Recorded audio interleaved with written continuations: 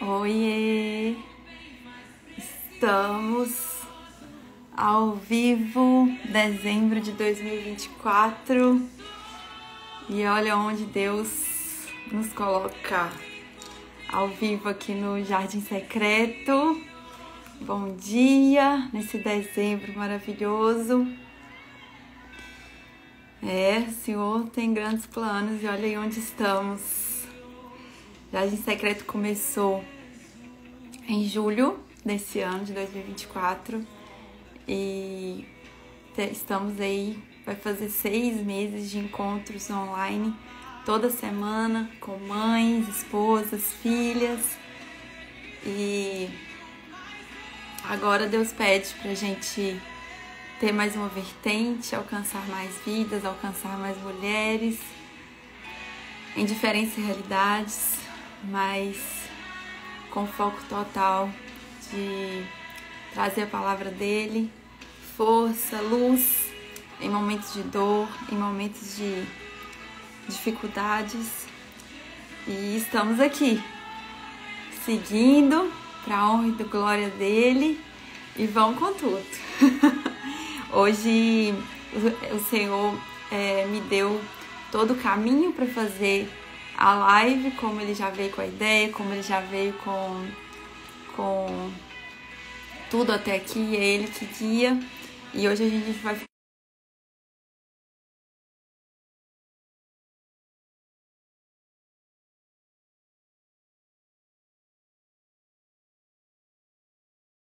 que ainda não entrou aqui. Cadê ela? E assim que ela entrar, a gente já coloca ela no ar aí. A Andreia, nossa Dedeia. Deixa eu ver se eu adiciono ela aqui. Estamos aprendendo a fazer live, tá? Estamos aprendendo. Deixa eu ver se eu acho aqui.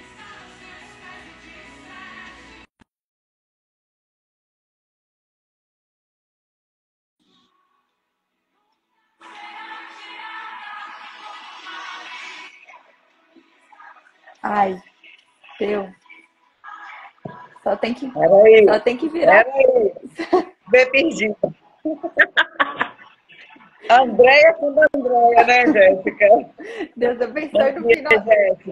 No final dá tudo certo. Foi. Ó, eu fiz uma apresentação aqui da Andréia para quem não conhece, tá?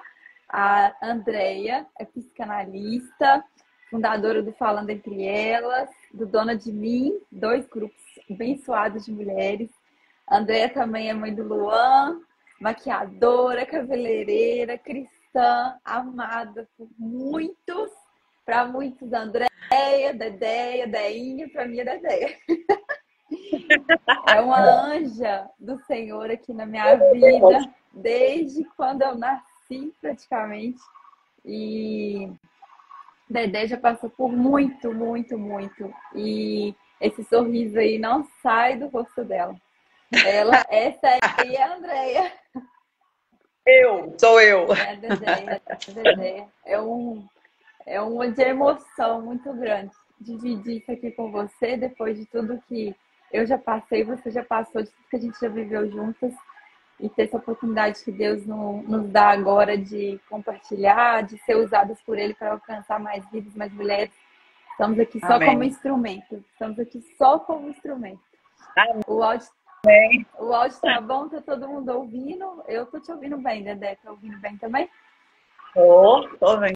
Então, vamos que vamos. Vamos fazer uma oração para começar. Quem estiver aí vendo, por favor, feche os olhos e vamos entrar em contato com Deus. Senhor Deus, amado Pai, obrigada, Jesus, pela nossa vida. Obrigada, Senhor, por ter essa oportunidade de estar aqui, Pai. Nós te agradecemos, Pai, por tudo que o Senhor faz, toca e nos guia, Senhor.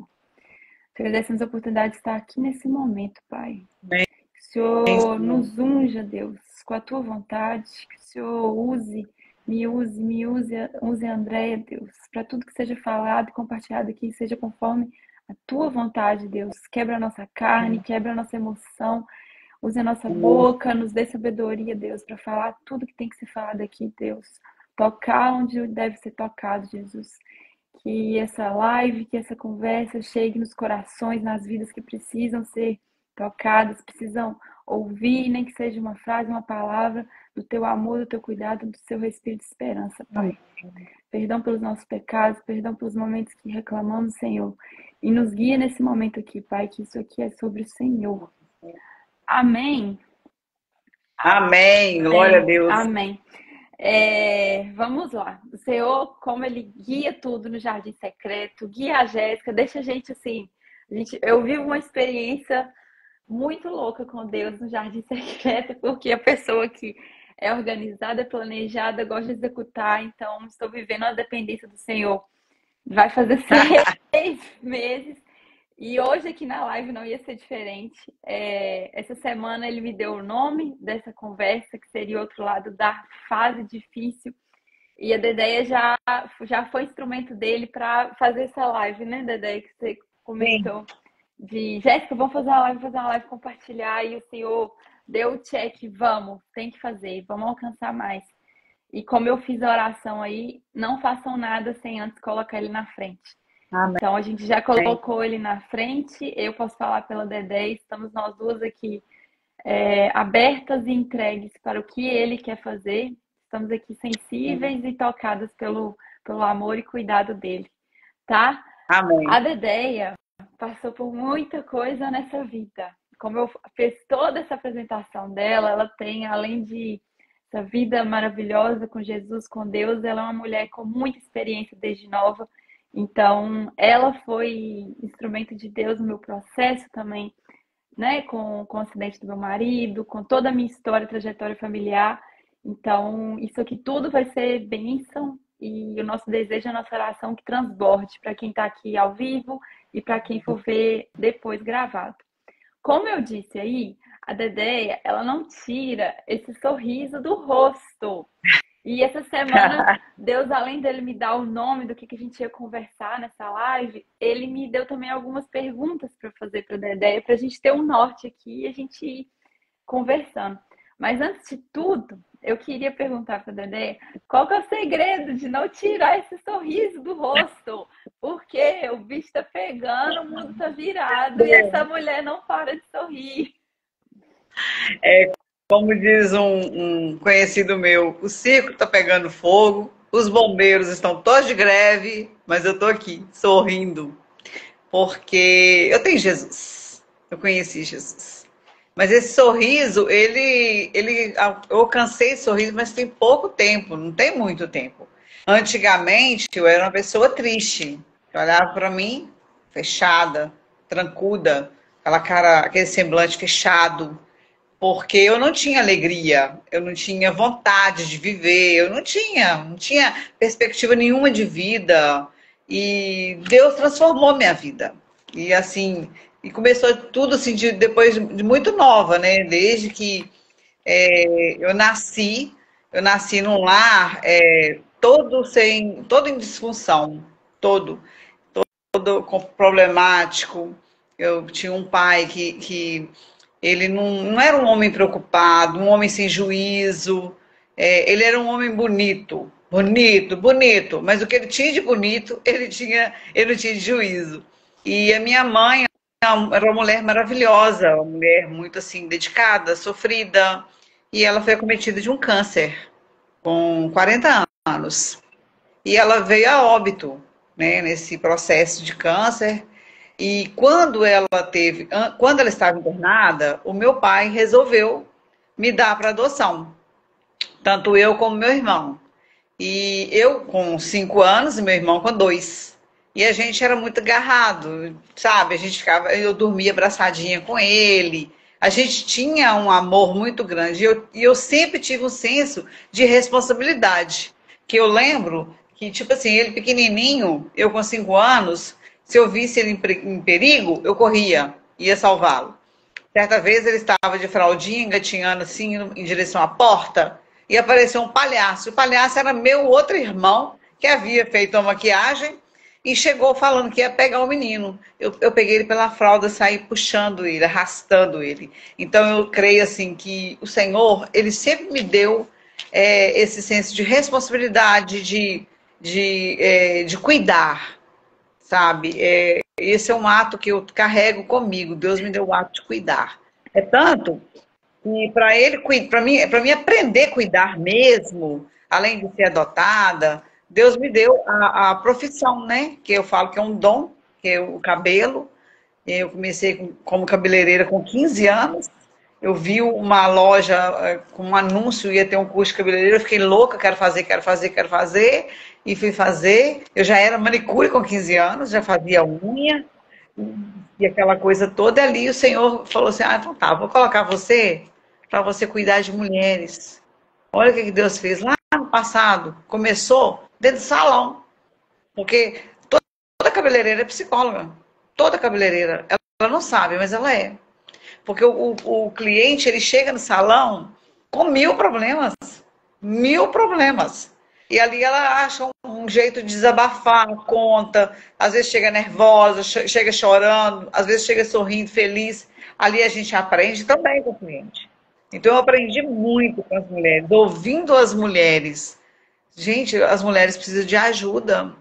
E quando eu cheguei num processo maior, é que eu vi que realmente as mulheres precisavam de ajuda. Entendeu? Por isso que eu tenho esse sorriso hoje, porque eu encontrei Jesus. Se Jesus não tivesse me alcançado, quando eu tinha 21 anos, foi quando eu aceitei Jesus. Lá começou o processo. E foi árduo até aqui. Foi árduo, foram muitos anos de processo, de moldagem. Deus, ele me quebrou todinha. Me quebrou toda, quebrou todo o meu eu. Porque nós somos cheios de defeitos. Nós não somos perfeitos. Somos humanos. E muita gente às vezes pensa assim, ah, nossa, eu sou tal, eu sou boa, eu sou isso. A gente não é nada. A gente não é É nada. verdade. Entendeu? Aí o Senhor falou assim, vou quebrar essa menina primeiro, porque eu estou precisando agora que ela já aprendeu um pouco sobre mulheres, vou mostrar para ela o que é ser mulher. Ali ele começou a me fazer de novo. Como ele molda, né? Ó, Porque está nessa responsabilidade, né? Porque a Dedé tem o falando entre elas, né? Dedé, depois você explica. E tem o Dona de Mim. Então, sim, é como eu aqui no Jardim Secreto. Aceitar esses planos de Deus por vontade nossa, a gente não consegue. Igual verdade. e passar pelas lutas que a gente passa, pelos desafios, igual a gente conversou no encontro quinta-feira, né? A gente não consegue sozinho. Se a gente tentar Não. fazer sozinho, a gente fica no meio do caminho. Ou a gente fica parado, estagnado, né, da ideia, não anda. E às Não. vezes é difícil. E emendando nisso, porque explica aí para nós, para quem tem essa dúvida, né? Se Deus nos ama tanto, se Ele é tão magnífico como todos dizem, né? Por que que a gente coloca esses desafios, esses momentos difíceis, esses desertos que nos tiram o chão e nos colocam fora do ar? Por que que isso acontece? Dá o seu ponto de vista aí com a sua experiência também, né, Déia? Então, o que acontece? É uma polêmica, né? Essa pergunta sua ela é bem polêmica. Por quê? Porque tem várias explicações para isso, né? Várias interrogações também. Porque na fisiologia, na teologia tem uma explicação, mas na psicologia tem uma explicação, na psicanálise tem outra explicação. Então são vários fatores que permitem essa consequência. E tem gente que fala que é o livre-arbítrio, né? Tipo assim, nós temos o livre-arbítrio, isso é bíblico. Aí o que acontece? Tem pessoas que fazem escolhas. Aí dependendo das escolhas traz sofrimento.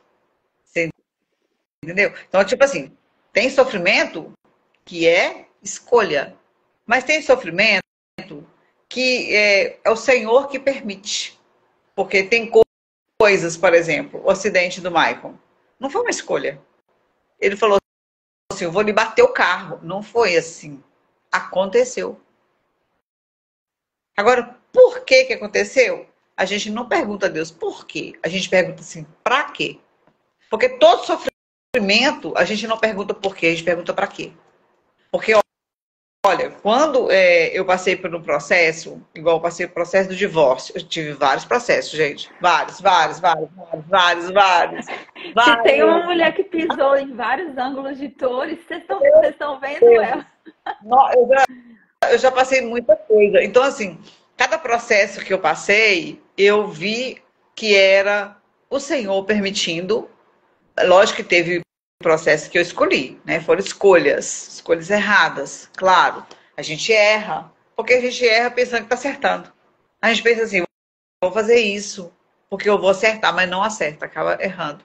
E aí, mas tem coisas que foi o próprio Deus, porque era necessário para mudança de vida, para me moldar, para me melhorar, porque eu vim, como eu já falei, vim de uma família disfuncional, cheia de problemas, vários tipos de problemas. Imagina assim, eu não convivi muito com a minha mãe, porque ela vivia muito internada, mas eu fico imaginando o que que ela passou. Como foi o sofrimento dela, como foi o processo dela. E naquela época era mais difícil. Tipo assim, um psicólogo, porque antigamente as pessoas falavam que o psicólogo era para louco, para doido. Nunca, jamais. O psicólogo, ele é um profissional, ele é instrumento usado por Deus para nos direcionar e para fazer a gente se enxergar. Porque você se conhece? A gente não se conhece. Eu não me conheço ainda. Eu estou me aprendendo agora, a me conhecer agora. Porque tem coisas que vêm com o tempo. Não é assim da noite pro dia. Ah, eu vou mudar meu jeito de ser.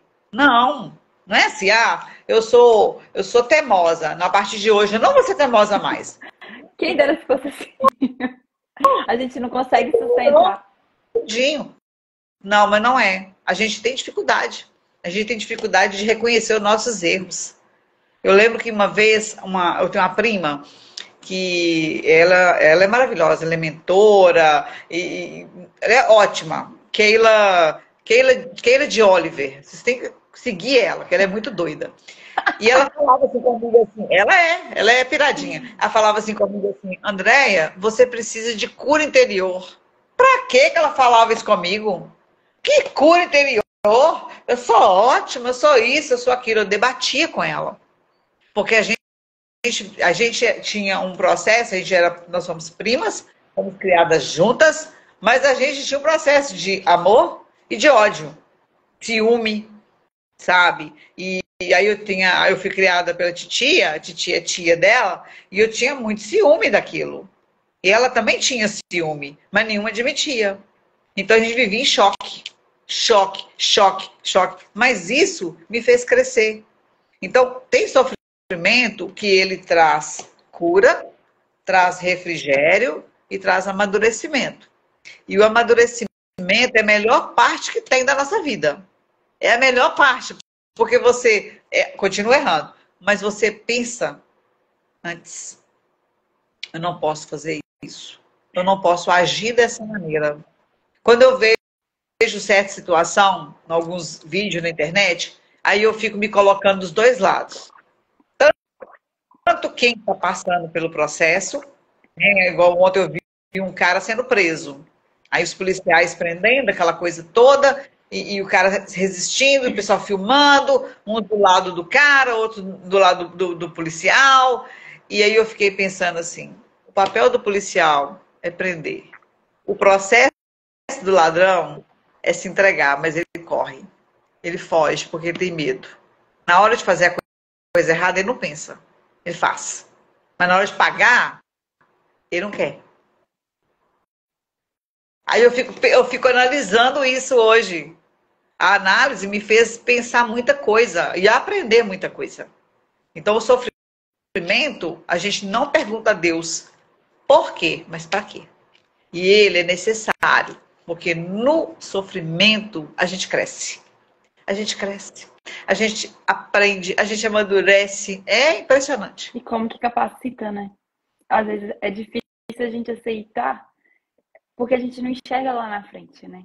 E lá na frente a gente vai entender olha o tanto que suas experiências trouxeram capacidade e unção o poder da palavra para tocar as outras mulheres que passam pelas dores, né? Você alcança várias com as dores que você passou. Verdade. E é algo que a gente conversa lá no secreto do jardim também, né? Que a gente alcança as pessoas que Deus quer que a gente alcance com a experiência de dor que a gente passa. Você tocou um ponto interessante sobre essas camadas, né? Que a gente tem que nos entender. E tem aquela questão da hereditária, como que é? Isso, que a gente traz muitas coisas dos nossos pais, dos nossos avós, e é muito importante, fica isso aqui, a gente buscar isso, o que os nossos pais passaram, o que os nossos avós passaram, de traumas, de situações que trouxeram turbulências psicológicas, atitudes e escolhas da vida, que isso indiretamente pode tocar e ditar muita coisa que você passa e muitas escolhas que você faz, né, André? Sim. Isso é muito... Eu não entendia sobre isso. Depois que eu passei a entender, é um buraco, assim... É um buraco, eu vou falar assim que é um buraco magnífico, porque é uma descoberta absurda sobre o que a gente é, sobre as nossas escolhas. Só que a gente tem que estar aberto. É tão magnífico quando a gente está aberto, né, a mudar, a entender, porque primeiro tem que começar por aí, essa humildade de, eu tenho que aprender, eu tenho que mudar, e depois vai entendendo o que está acontecendo, e isso transforma, né, Dedé? Sim. A humildade é tudo. É tudo. Se a pessoa for humilde, tem pessoas que têm. Não entende o que é humildade. Tem pessoas que pensam que humildade é gente pobre. E não é. Humildade é um sentimento, é uma coisa muito diferente. Pobre é o diabo. Não existe pessoa pobre. Tem pobre de espírito. Tem pessoa. Eu era pobre de espírito, eu era uma pessoa pobre de entendimento, eu era uma pessoa pobre de conhecimento. E quando eu me vi no sofrimento, eu pensei assim, poxa vida, pai, eu preciso mudar isso. O que eu vou fazer do meu sofrimento? Eu tenho que fazer dele uma escada, não um declínio. Eu não posso pensar assim, eu estou sofrendo, nasci para sofrer, ó Deus, ó céus. Não. O que eu vou fazer com o meu sofrimento? Eu tenho que entender que se eu estou passando por ele, porque eu precisava. Ninguém passa por sofrimento à toa. Ninguém. Ou por escolha, ou por permissão de Deus, eu não sei. Mas a gente tem que entender que o sofrimento, ele é bom. Quando passa o sofrimento, você chega lá na frente, você fala assim, gente, foi bom. Passa. Foi bom. Nossa, eu consegui. Gente, eu consegui passar pelo sofrimento. Agora eu sou uma nova criatura. Porque tem gente que aceita Jesus, vai para a igreja, converte lá, vai, levanta a mão, passa pelo batismo, passa pelas águas, batismo da presbiteriana na cabeça, ou mergulha no mar. A pessoa pensa assim, sou santa, sou crente. A pessoa não entende o que ela está passando. Quando você aceita Jesus, significa que você tem que renunciar tudo. É muito difícil renunciar. É muito difícil. Eu já andei trilhando 2 caminhos, renunciando e fazendo a minha vontade. Renunciando e fazendo a minha vontade. Porque isso é normal, porque somos humanos. Não somos santos, não somos perfeitos, somos imperfeitos, cheios de coisas. Eu falo que a gente é como um imã.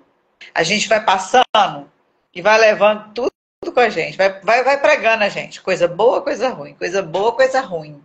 Aí a gente tem que entender que a gente precisa eliminar as coisas ruins. É verdade. Ontem um psicólogo falando sobre terreno baldio, ele falou assim, que terreno baldio, que você passa assim, você vê um terreno baldio, o que você vê? Você vê mato, você vê lixo, você vê móvel usado, você vê coisas velhas que as pessoas têm em casa, joga lá no terreno baldio e vai jogando. Por quê? Porque o terreno é vazio. Se o terreno estiver cercado Olha para você ver que forte isso. Se o terreno é cercado, como que a pessoa vai jogar alguma coisa lá? Mesmo se a pessoa passar por fora e jogar, alguém está cuidando daquele cercado ali, vai tirar aquele lixo e jogar fora.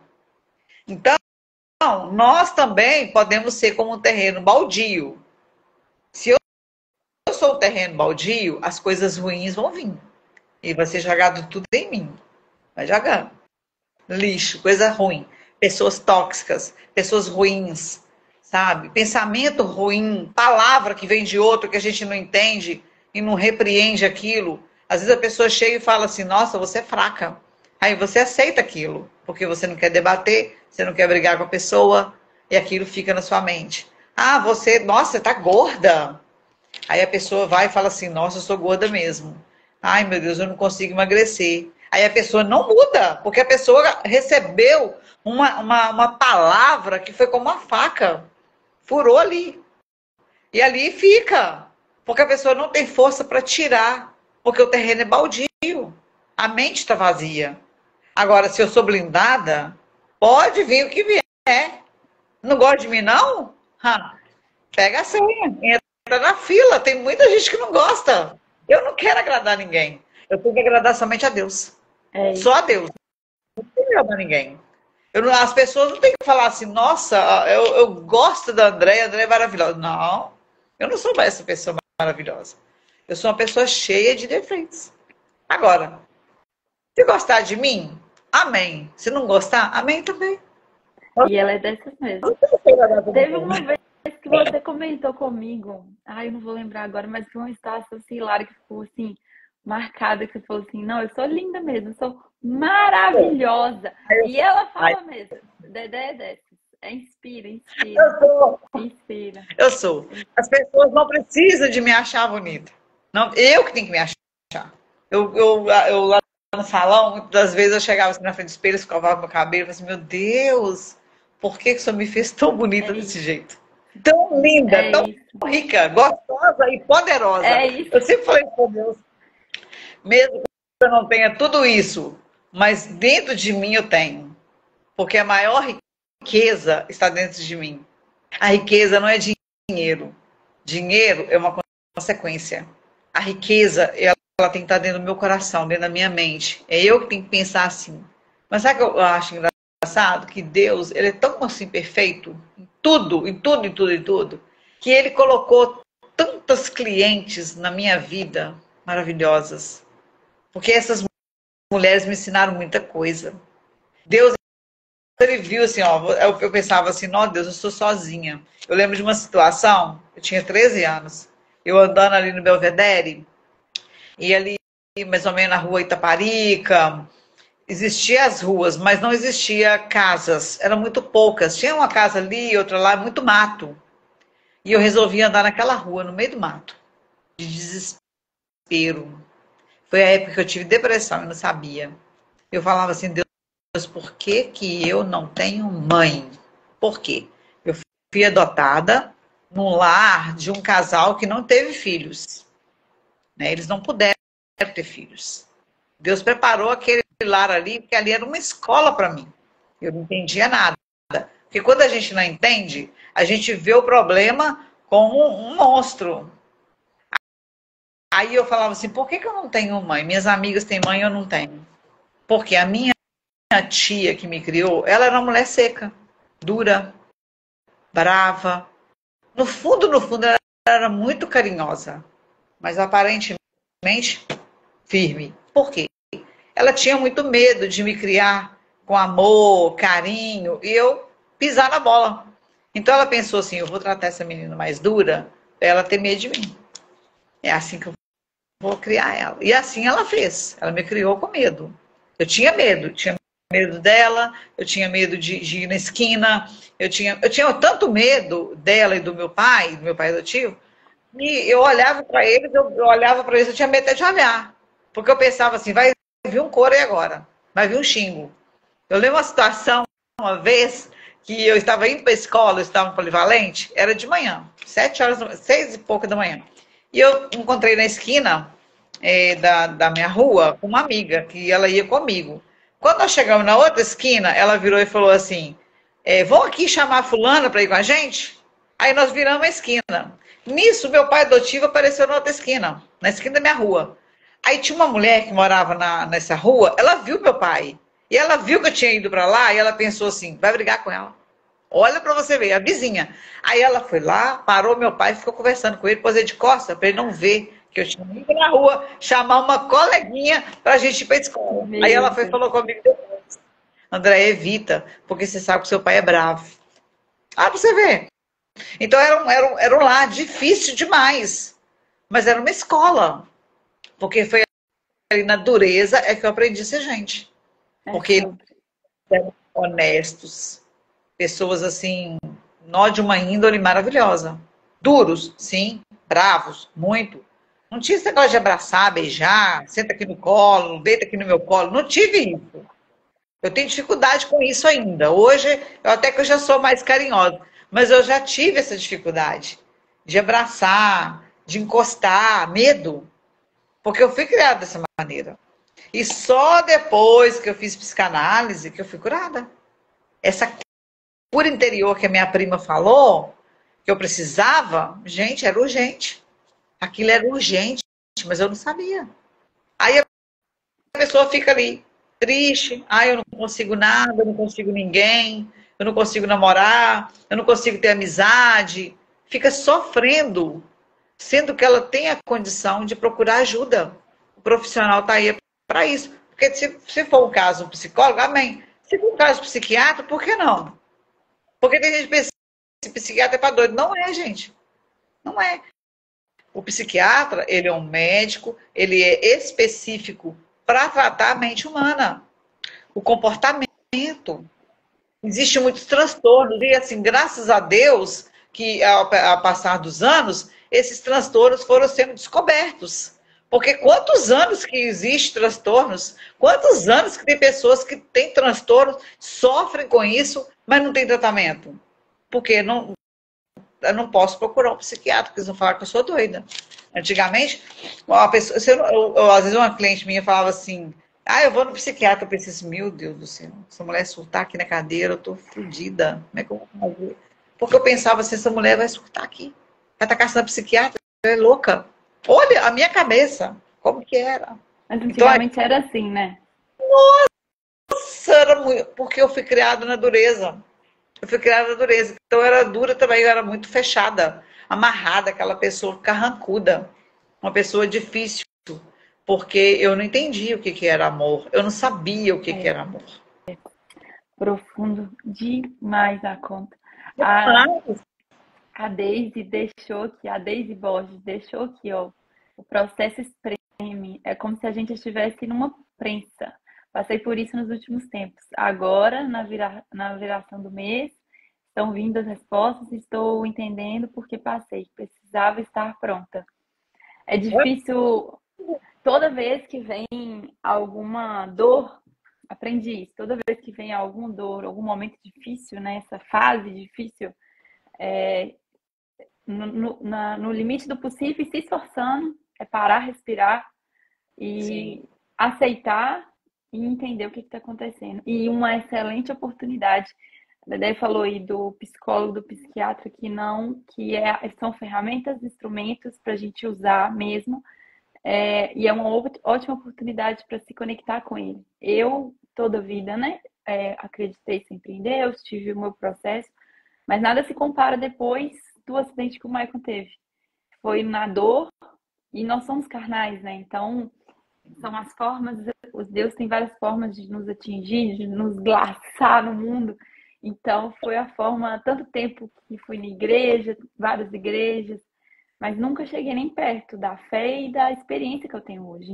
E não tem ninguém, nada nem ninguém que fale ou discuta comigo, porque eu sei o que eu passei, eu sei o que Deus fez comigo, e não precisei de pastor, não precisei de padre, não precisei de ninguém falar comigo. E é algo que eu já comentei na Dedé. A Dedé, quando eu era adolescente, novinha, eu ia lá no salão, eu usava da Dedé, da oração da Dedé, que o salão sempre lotado, todo mundo ia muito para Dedé interceder também, além de ficar lindas maravilhosas.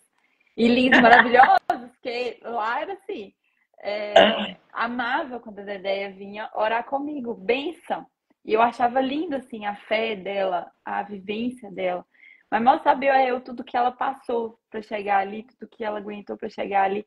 Então, Deus chama a gente de diversas formas. Às vezes a gente reluta, a gente não quer, a gente tem o livre-arbítrio para a gente escolher o que quer fazer.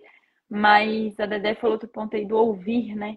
Como que é importante a gente saber o que a gente ouve, quem a gente ouve. Como é importante a gente estar em silêncio, fechar os nossos ouvidos e focar nele, mesmo que seja um processo mais demorado, mais difícil, mas é porque nós somos carnais, nós temos toda uma vida, nós temos escolhas nossas, nós temos nossas vaidades, nós temos nossas heranças de pais, de avós. Então, o processo pode ser ainda mais difícil. É como se fosse o que a gente gosta de usar o exemplo, né? O azeite, né? A uva espremida, espremida. Mas depois sai algo magnífico e lá na frente tudo vale a pena. Como a Daisy comentou aí, né? Depois tudo entende. E daí você falou do psicólogo, do psiquiatra. Imagino quantas mulheres já chegaram até você nos dois grupos, você como psicanalista, dentro das dores delas, dos processos delas. O que você pode compartilhar com a gente, assim, de estratégias que você viu que deu certo, assim, que você viu a mudança nela, que você viu que foram escolhas assertivas que podem dar uma luz, um caminho, inspirar quem está assistindo a gente? Então, o grupo Falando Entre Elas começou em Coronel Fabriciano, né? Minas Na Gerais, pandemia. Minas Gerais, é. Minas Gerais, esqueço que eu estou em Espírito Santo, eu esqueço. Nós estamos online. Do Vale do Aço, né? Coração do Vale do Aço, cidade onde eu fui criada, porque eu nasci em Santa Bárbara, Minas Gerais, né? Aquela região ali perto de Ouro Preto, e fui para Coronel Fabriciano, fui criada lá. Minha vida inteira eu passei Coronel Fabriciano. Agora eu estou em Guarapari, né, no Espírito Santo, que é uma outra história, uma outra vida, um outro processo. E aí o que acontece? Começou a pandemia. E eu confesso que eu fiquei 7 dias dentro de casa com medo. Né? Medo de... O que vai acontecer? Essa pandemia vai matar todo mundo, eu vou morrer sozinha aqui, porque eu morava sozinha, né? Que eu tenho um filho, mas ele mora na Itália com o pai dele. E aí eu pensava assim, agora lascou, porque não tem jeito.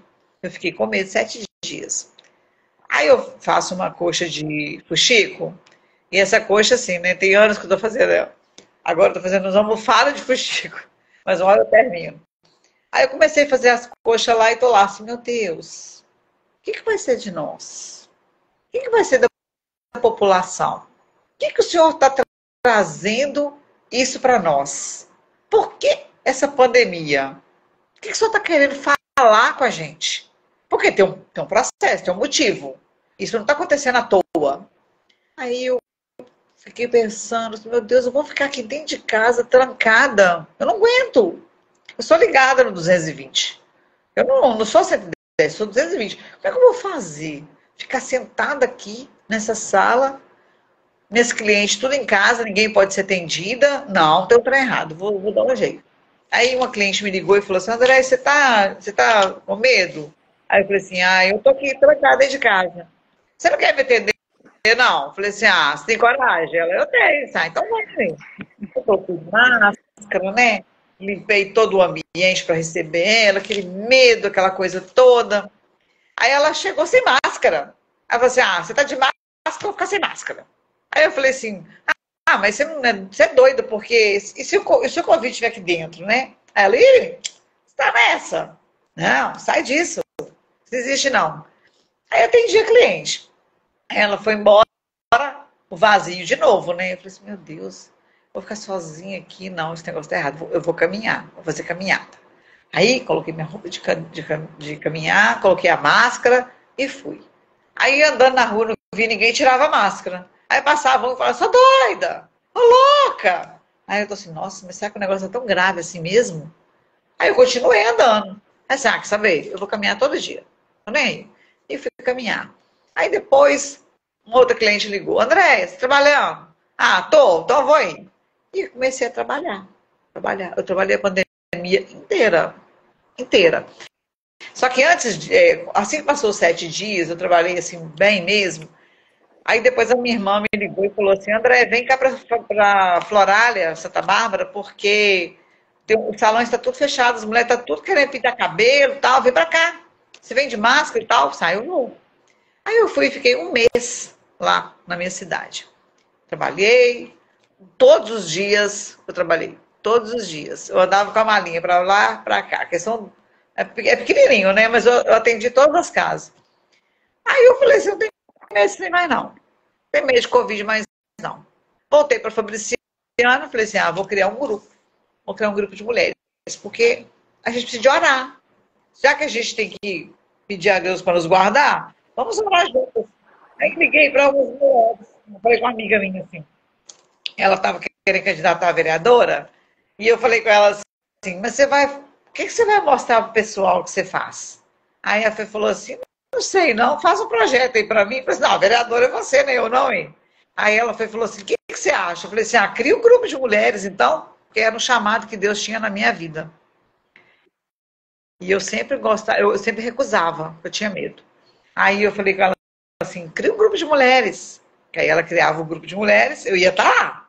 Mas era ela que ia coordenar. Se desse errado, problema dela. Olha pra você ver como é que o negócio é. Aí ela falou assim, então, cria você o grupo, então, pode ser na minha casa. Aí eu convidei as pessoas para irem. Eu convidei umas 20 pessoas, foram 9. Aí lá, elas gostaram. Eu fiz um quebra-gelo, teve uma pregação, cantamos louvores. Aí elas falaram assim, vou reunir de novo quarta-feira que vem? Aí eu, uau! Aí eu gostei do negócio, né? Aí, marcamos noutra casa. Aí na outra quarta-feira foi em outra casa. E não parou. E não parou. Ficou. E foi. E foi. E foi. E começou a aparecer mulher lá, gente. Com cada situação. Que eu ficava assim, meu Deus. O que vai ser de mim com essas mulheradas, Senhor? Só tem que me capacitar. Aí eu comecei a estudar. Comecei a ler a Bíblia. Comecei a estudar. Comecei a orar, buscar. Ir no monte. Fazendo propósito, jejum. Aí apareceu. Aí um dia eu estava lá em casa. E falei assim, Deus, eu queria estudar, eu queria fazer uma faculdade. Nossa, Senhor, mas eu sou tão velha, mas eu vou fazer uma faculdade, porque eu preciso de aprender alguma coisa. Não sei o que eu vou fazer. Aí uma amiga, uma cliente antiga, me ligou e falou assim, André, o que você está fazendo? Tô aqui trabalhando e tal. Aqui, você não quer fazer um curso? Não, menino, lembrei de você. Lembrou nada, foi Deus que colocou na mente dela. Olha para você ver. Eu estou fazendo um curso, estou formando em psicanálise clínica. E é maravilhoso. Andréia, eu estou curada, estou liberta. Aí eu, o negócio é muito bom. Eu estou vendo que você está trabalhando com mulher, vai ser bom demais para você. Falei assim, onde que é? Como é que é? Está fechada a faculdade por causa da pandemia e tal. Assim, não, me dá o telefone aí que eu vou ligar lá. Aí liguei, conversei com o professor. Aí ele falou assim, tá fechado. Eu falei assim, abre isso. Falei com ele. Pô, põe máscara, porque eu fiquei tão assim com vontade de estudar. Aí e era lá em Patinga. Aí ele pegou e falou assim, quando eu abrir a faculdade eu te aviso. Aí eu, tá bom. Aí abriu a faculdade, falou, André, já tem inscrições abertas. Você quer fazer? Você pode colocar meu nome aí que eu vou aí para ver como é que é e tal. Aí eu pensei assim, como é que eu vou fazer para ir Patinga e voltar sozinha? Meu Deus. Fiquei meio desanimada. Aí eu comecei a orar, Deus, põe alguém no meu caminho para ir comigo para a faculdade. Aí chamei uma amiga minha para ir, a Denísia, da Assembleia de Deus. Aí a Denísia pegou e falou assim, eu quero. E nós duas fomos. Nós fizemos o curso todo. E ela me buscava na porta da minha casa e me trazia, gente. Olha como é que Deus é lindo. Deus preparou essa amiga. Deus preparou o carro. Deus preparou a carona. A pessoa para me animar. Para me não deixar desanimar. E ela já é uma mulher assim que me ajudava demais, orava comigo, sempre estava comigo. Então a gente já tinha um vínculo. Aí foi muito bom. Fizemos a faculdade. Aí eu falei assim, mas será que eu vou ter capacidade de atender pessoas? Será que eu vou conseguir? Mas com Deus a gente pode tentar, né? Aí comecei a atender, fazer atendimentos. E também trabalhando, né, com a psicanálise dentro do grupo, falando entre elas, eu comecei a ver vidas sendo transformadas. Um certo dia, o mototaxista foi buscar uma cliente minha lá na porta do meu salão. Aí ele falou com ela assim: Você é cliente da Andréia? Sim, sou. Você já foi no grupo dela? Aí ela, não. Aí ele falou assim: Você deveria de ir. Aí ela, por quê? Porque a minha mulher é outra mulher. A minha mulher limpa o fogão. Olha, gente, a minha mulher limpa o fogão. Olha o que é isso. Olha para você ver. Aí ela pegou e falou assim: Andréia, o que é isso? Como assim? Você fala com as pessoas que elas têm que limpar o fogão? Aí eu falei assim: não necessariamente, né, desse jeito. Mas eu abordava todo tipo de assunto. Tinha mulher que ficava 15 dias sem lavar o cabelo. Um cabeleireiro escutando isso fica nervoso, fica triste, fica chateado. Porque a gente sabe da agressão que é. Como que a pessoa precisa lavar o cabelo? Fungos, bactérias, seborreia, oleosidade, queda de cabelo. É tanta coisa que causa. Aí eu peguei e falei assim, gente, a mulher não lava cabelo. Gente, tem que lavar cabelo. Então era assim, era coisinhas bobas que a gente olhando acha que é bobo, mas não é. Pensa uma mulher dormir com um homem com o cabelo sujo. Na hora que dá o cheirinho aqui no cangote dela, como é que vai estar? Mas é o que você falou, são muitas camadas por trás de um cabelo sujo. É muita dor por trás de um cabelo sujo. Aquela mulher, ela tinha traumas, ela tinha dores, ela tinha tanto bloqueio. Tanto bloqueio. E lá, por que o grupo chama Falando Entre Elas? Porque elas podem falar. Às vezes, dentro de casa, a pessoa não tem condições de falar com o marido. E às vezes Eu tô nem passando pode, isso. nem deve. Não pode. Hoje eu tô triste. Hoje eu não tô legal. Às vezes tá de TPM. Hoje, nossa, eu tô inchada. Tô com dores. Porque a mulher fica diferente. E o marido não quer nem saber se ela tá inchada, se ela tá com dor, se ela tá passando mal, se ela tá com... Não quer saber. Mas ela não pode nem abrir a boca, porque às vezes aquele homem é um ogro, ele vai pra cima dela. Tem homem que não, ô meu amor, você tá passando mal? Deita aqui, descansa, que é o ideal. Porque quando ela descansa, que ela deita, que ela tá sendo paparicada, ela muda o jeito dela de ser. Mas às vezes o homem não é assim. E aí eu abordei muitos assuntos. Certa vez eu abordei o assunto que eu pensava assim, isso aqui não vai dar tanto BO não. Eu perguntei assim, qual que é o seu relacionamento, ou foi o seu relacionamento com seu pai? Gente, eu fiquei em estado de choque. Aquele dia não teve pregação, aquele dia não teve louvor, só oração final. Por quê? As mulheres começaram a contar quem era o pai. Abuso, estupro, cárcere, palavras que ferem. E eu olhava assim, porque a mulher, ela olha para o pai como se o pai fosse um príncipe para ela. É assim que a mulher vê o pai. E eu tenho essa experiência de pai. Então, meu pai, para mim, teria que ser o meu herói. E aí, de repente, eu, Andréia, me vi numa situação que eu fui curada na psicanálise. Por quê? Fui fazer análise e na hora que a psicanalista perguntou para mim assim, vamos falar um pouco do seu pai? Aí eu falei assim, não tem nada a falar do meu pai, não. Eu não fui criada por ele. Só que existia uma base lá na infância que estava guardado no meu subconsciente. Aquilo que eu guardo no subconsciente é porque eu não quero lembrar. Se eu não quero lembrar, é porque traz dor. E se traz dor, tem que pôr para fora. Se não tratar... Porque se não tratar, qualquer gatilho que tiver, rebenta. Acaba com a pessoa. E anos, né, de dor. Porque... Anos. Então, a vida toda, eu neguei meu pai. A vida inteira. Neguei meu pai. Até que eu descobri na psicanálise que quando houve o divórcio, meu divórcio, foi muita dor, foi muito sofrimento. Tanto emocional, como espiritual e financeiro. Foi um baque. Foi uma coisa horrorosa. Parece que eu fui atropelada. E ainda com um menino de 12 anos, pré-adolescente, não era nem adolescente ainda, estava mudando de fase, que rebelou contra o pai de uma maneira que eu não conseguia domar. Eu não sabia o que fazer, eu chorava, eu só chorava. E eu fui ficando aquele caco. Até que, certo dia, ele resolveu ir morar com o pai dele, na Itália. Ele resolveu ir passear e falou, se eu gostar, eu vou ficar.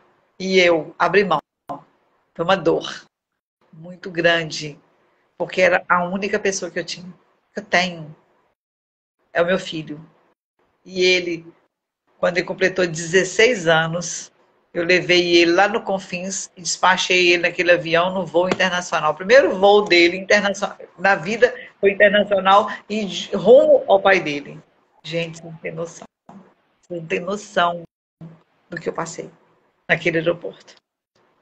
Levei aquele menino e eu só chorava. A moça falou comigo assim, até aqui você leva ele, daqui para lá ele vai sozinho. Aquilo ali acabou comigo, porque eu achei que eu ia colocar ele dentro do avião e ia colocar até o cinto dele, porque mãe tem essa proteção, mas não, o meu menino foi.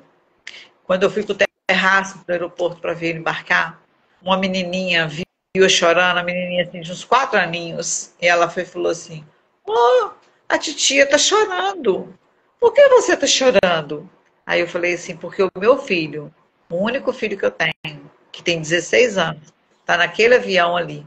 Aí ela virou e falou assim, ó, fica tranquila, minha tia tá lá no avião, ela vai olhar ele para você. Aquilo ali foi a boca de Deus, falando assim, fica tranquila, tô cuidando. E aí a Lohane, minha sobrinha, baixou um aplicativo do voo e de controle nem mandou para mim. Aí eu fiquei vigiando o avião, gente, até chegar em Portugal, porque foi onde ele fez a primeira escala. Quando chegou, eu falei assim, o avião caiu e chegou. Eu ficava desesperada, ficava vigiando o avião. E aquele tráfego aéreo, né? O louco, eu ficava, sabe, se o avião bater o outro. Eu ficava desesperada. E quando foi 7 horas da manhã, o pai dele me ligou no outro dia e falou assim, o Luan está comigo. Aí eu fiquei aliviada, meu filho chegou. Aí começou outra dor. Meu filho foi embora. Meu filho me abandonou. Essa foi a palavra que eu tive na minha mente. E aí fiquei sofrendo com aquilo. Mas aí resolvi enfiar a cara em outras coisas, né, para esquecer. E certo dia eu passo mal. Um mês depois. Eu comecei a sentir uma pressão no braço como se fosse... achei que fosse infarto. Aí eu levantei, tomei banho, era 6 e pouco. Abri a porta do apartamento, porque eu fiquei com medo de cair lá e morrer, né? E as pessoas não me achar, e ter que arrombar a porta e tal. Na hora que eu sumi, eles vão saber que eu sumi, vai me achar aqui, caída. Tomei banho e tal, chamei o Uber para não acordar ninguém e fui para o hospital. O Uber falou assim comigo assim, hospital? Eu falei assim, aí eu fiz assim, tá passando mal? Aí ele pensou assim, meu Deus, e agora? Se essa mulher morreu? Aí ele falou assim, você quer que acelere? Eu fiquei começando a falar e acelerar, e eu achando que era infarto, né? Eu falei assim, deixa ele correr. Aí na hora que chegou na porta do hospital, gente, Deus é maravilhoso. Uma enfermeira lá, Rejane, minha amiga, ela falou assim, ela ia pegar serviço, o que você está fazendo aqui? Aí eu falei assim, infarto. Aí ela, que ela olhou pra minha mão, ela falou, deixa eu ver sua mão, minha unha, né? Eu tava de esmalte preto, né, gente? Que a pessoa gosta só dos trem assim. Aí eu falei, ela olhou minha unha e falou assim, põe a língua pra fora. Aí eu coloquei a língua pra fora, ela falou assim, senta aqui, fica quietinha. Quando ela falou assim, eu abri a boca e chorar assim, não, é infarto mesmo, agora eu tenho certeza, tô morrendo. E ela pegou meu documento, colocou na portaria e já entrou na triagem comigo. Aí eles fazendo minha inscrição lá, e ela já entrou comigo e falou assim, atende essa moça aqui. A moça que estava na triagem era da minha igreja. André, o que você está fazendo aqui? Olha, você vê como é que são as coisas. Aí eu falei assim, eu tô infartando. Aí ela foi, o médico estava saindo, o médico é sobrinho da Magda, olha pra você ver. Aí estava saindo, ela falou assim, volta aqui, doutor, atende ela. E a mãe dele era minha cliente. atende ela. Ela é da minha igreja. Aí ele pegou e falou assim, o que você está sentindo? Eu falei assim, eu tô infartando. Falei com ele. Aí ele, como é que você sabe? Eu falei assim, meu braço tá pressionando aqui, ó, e eu tô sentindo que é infarto. Aí ele falou assim, você tá com remédio de pressão? E tô, toma aí. Toma aí os remédios rápido. Ele mandou o enfermeiro buscar, faz o eletro rápido. A moça fez o eletro, viu que o negócio não estava bom, saiu com o papel correndo, me deixou lá. Eu vesti a roupa e saí. Quando eu cheguei no corredor, o médico estava lá, o doutor Zé Fernando, falou assim, calma, minha filha, você está infartando, para aí, fica quieta. Aí eu, ai, Jesus amado, estou morrendo. Aí eu comecei a pedir perdão a Deus, Deus perdoa os pecados.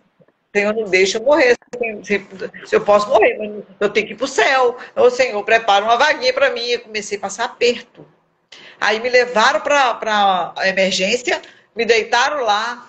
Foi na hora que eu deitei, que eles jogaram toda a medicação em mim, eu senti como se alguém fizesse assim nas minhas costas. Pá, nas costas. E andou aquela dor assim. E acabou a dor. Foi só isso que eu senti. Pá! Passou. Aí eu falei assim, ai, minhas costas. Aí ele falou assim, o que foi? Você sentiu dor no peito? Não. Falta de ar? Não.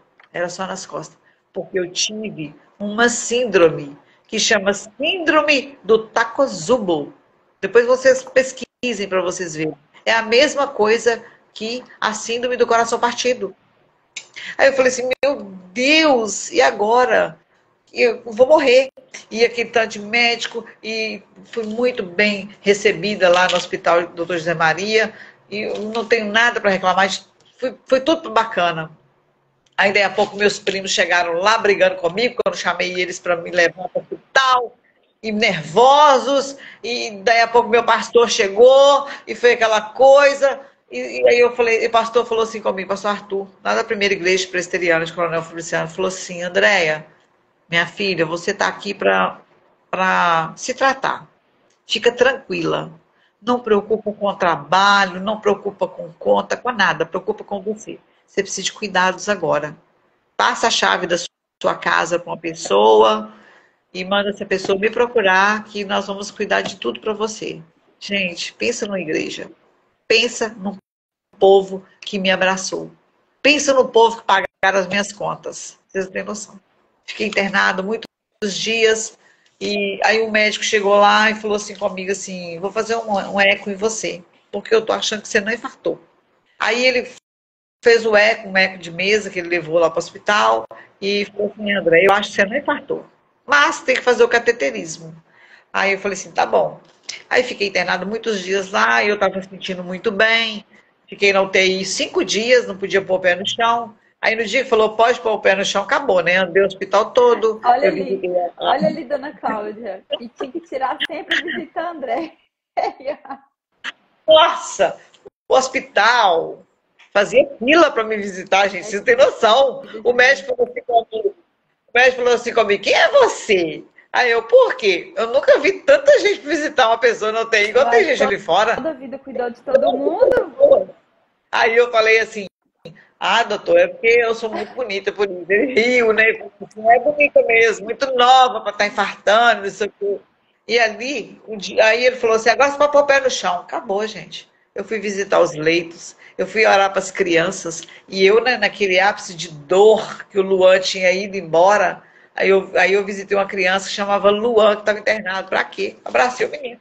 Ai, meu Deus do céu, meu menino chama Luan, menino chama Luan, e eu fui orar com o menino, e o menino, graças a Deus, saiu do hospital, eu fiquei feliz com a cura dele, e ali eu fui, visita um, visita outro, fiz amizade com todo mundo do hospital, foi uma bênção. Fiz o cateterismo. Quando eu fiz o cateterismo, falaram assim, você não infartou. Não foi infarto. Não foi. Eu subi a Serra do Cocais a pé. Eu fazia caminhada, trilha, eu ia e voltava, eu ia a pé e voltava de ônibus. Eram 17 quilômetros de serra. Era muito alto aquilo. Então, tipo assim, uma pessoa para infartar, ela não conseguia, eu não ia conseguir subir a serra. Eu tinha subido a serra tinha poucos dias.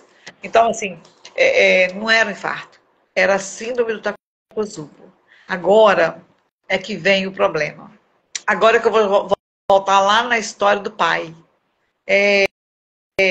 O que é a síndrome do Takotsubo? É o coração partido. O que que é o coração partido? Gente, é literalmente o coração parte. Literalmente. Depois vocês vão pesquisar, vocês vão ver que o negócio é sério. É, essa dor que eu senti, eu senti muita coisa. Então eu vivi muita coisa. Eu vivi muita coisa ruim. Eu tive muita coisa ruim. Eu perdi minha mãe quando eu tinha 5 anos. Eu perdi o meu pai quando eu tinha 17. Apesar dos pesares, eu senti dor na partida do meu pai. Eu tinha raiva dele, eu tinha ódio dele, eu tinha desprezo por ele, eu tinha amor. Mas quando ele partiu, eu sofri, porque é o meu sangue, né? Eu carrego o Braga dele, o Braga é dele. E aí, quando eu tinha 19 anos, eu perdi um irmão. Meu irmão era alcoólatra. Meu irmão começou a beber com 14 anos. Quando a minha mãe morreu, ele já começou a beber. Ele sofreu muito, ele não teve oportunidades. E eu sofri muito com a morte do meu irmão, porque na época ele morreu numa sexta-feira paixão e as floriculturas fechavam, então não tinha flor. O caixão dele não teve flor. E o fígado dele saiu todo pela boca e pelo nariz. Eu coloquei uma camisa verde nele, a camisa ficou toda vermelha. Foi muito triste. E a morte do meu irmão mexeu muito comigo. Eu sofri muito. E passado um tempo, passou anos, né? Eu casei, tive meu filho. E aí eu perdi meu pai adotivo. Morreu atropelado, que é uma outra dor. Ele foi atropelado, todo quebrado. Aí passou 8 anos, perdi a minha mãe adotiva. E antes de perder minha mãe adotiva, eu passei um processo com ela no leito. Não totalmente deitada, né, no leito, mas ela usava fralda, ela precisava de cuidados, ela não queria se entregar, ela era muito dura, mas teve um momento que ela viu que ela não conseguia mais fazer uma comida, que ela não conseguia mais fazer um café, de colocar sal no café, de misturar as coisas. E quando ela deu conta disso, já estava muito antigo o problema dela. E aí ela usou fralda, e quando ela foi usar a fralda, foi o meu processo maior. Eu não sei, a Jéssica uma vez me chamou para ir na igreja de Patinga, e eu lembro que eu chorava o culto inteiro, a Deisilane cantando, e ela cantava aquela música, era qual, gente? Eu sei que ela cantava uma música que doía a minha alma. Agora eu não tô lembrando a música, não, mas doía a minha alma. Eu chorava. Lázaro. Falava assim, Lázaro, vem para fora. Quando ela falava assim, o meu Lázaro estava dentro de mim. A minha morte estava dentro de mim. Eu estava morta de sofrimento, de cansaço físico, emocional. Eu não tinha vida. Eu não tinha vida social, porque além de cuidar dela, eu tinha que trabalhar. E o meu salão era perto da minha casa, e eu ficava no salão na minha casa. Salão na minha casa. Eu trocava a fralda dela, voltava no salão, trabalhava. Daí a pouco ela voltava para trocar a fralda, porque idoso faz muita urina. E eu não deixava ela molhada demais. E secava, e limpava, e passava creme, passava óleo, cuidava. E ela grossa, ignorante, com raiva, brava. Até que chegou a partida dela. Quando chegou a partida dela, eu senti assim, missão cumprida. Porque ela cuidou de mim quando eu era criança, né? Ela me dava banho. Eu não usava fralda, mas ela me dava banho. Eu dependia dela, totalmente. Até para comida. Ela me dava comida na boca, que às vezes eu não queria comer. Eu era muito magra, muito doente, muito esquisita, muito feia. E ela cuidou de mim. Então, assim, quando eu cuidava dela, eu lembrava dos cuidados que ela fez comigo. E quando ela faleceu, veio, assim, missão cumprida. Consegui. Obrigada, Senhor. Mas só depois que ela morreu, é que eu fui sentir o que aconteceu entre eu e ela. Aquela coisa toda, aquela criação dura, aquela criação brava, aquela mulher, né, que eu achava ela prepotente, mas ela não era prepotente, era o medo que ela tinha. Uma mulher que não conheceu praia. Não quero, não quero conhecer. Ela era muito dura, dura com ela. Com as pessoas, ela não era dura. Quem conheceu ela sabe o tanto que ela era amável. Amava ajudar as pessoas. Ah, a pessoa está precisando, ela ajudava. Ela tirava dela para dar para os outros. Mas comigo ela era dura, porque ela tinha medo de eu trilhar um caminho que ela não queria. Só que ela não sabia que o Senhor já tinha preparado tudo para mim. E a minha conversão é que me mudou. Começou a me quebrar. Começou a me mostrar a vida com outros olhos. A amar e ser amada. Porque o amor que eu não tive da minha mãe, do meu pai, né? Dos meus irmãos, eu tive das pessoas, dos meus clientes, dos meus amigos. Porque foram muitos amigos. Tem pessoas que falam assim, eu não tenho amigo, eu tenho muitos. Se eles me amam, é outra história, mas eu os amo demais. Eu amo demais essas pessoas, porque são pessoas que Deus me deu para amar, pessoas que me abraçaram. E eu sou muito grata a Deus por isso. Aí voltando lá no pai, quando a psicanalista perguntou para mim, vamos falar do seu pai?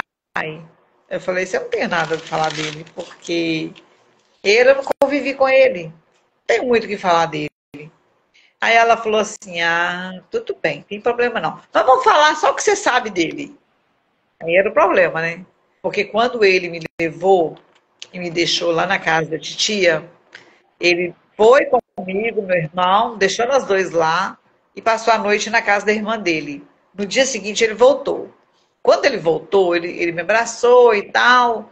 E aí a minha tia mandou uma menina me levar para comprar bala. Aí é que tá. A menina foi comigo, nós compramos bala. Enquanto isso, meu pai pegou meu irmão e foi embora. Pensa, gente. Dores. Pensa. E traumas, quando eu voltei, né? Isso vai ficar. Isso é uma cicatriz que se não enxergar e cuidar. Olha pra você ver. Aí eu falei, cadê meu irmão? Aí a titia falou assim, ele foi ali com seu pai, vai voltar. Porque as pessoas usavam muito mentira para falar com criança. A gente não pode falar mentira para criança, você fala a verdade. A verdade, na hora, dói. Mas ela não faz um buraco. A mentira faz. Aí ela falou assim, vai voltar. E eu fiquei segurando as balas do meu irmão, porque eu era muito louco com meu irmão. Meu irmão não voltou.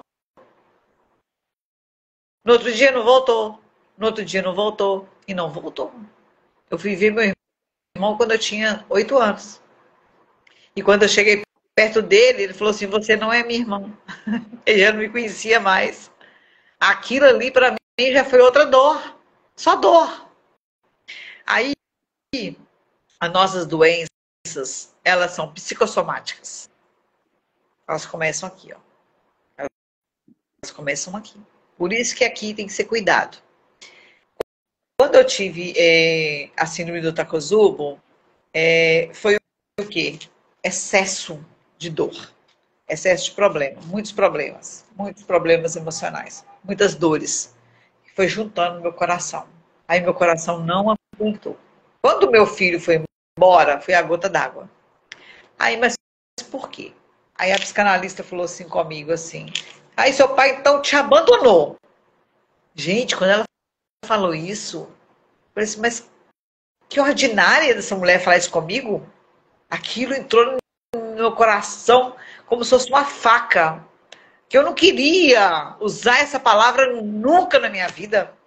Por isso que eu guardei no meu subconsciente e não queria lembrar. Porque eu sabia o tempo todo que meu pai me abandonou. Mas eu não queria lembrar disso. E quando uma vez, porque antigamente não existia, para fazer uma adoção, existia uma escritura de adoção. E foi feito lá no cartório de Jacarandá, vulgo vô da Jéssica. Foi feito lá no cartório do seu vô. Aí, o meu tio conheceu a Cláudia, né, através de mim. Ah, você é filho de Jacarandá e tal. Eu estou precisando da escritura de adoção da Andréia. Aí a Cláudia falou assim, pode deixar, a Cláudia trabalhava no cartório, eu vou arrumar para o senhor. Ela levou a certidão lá.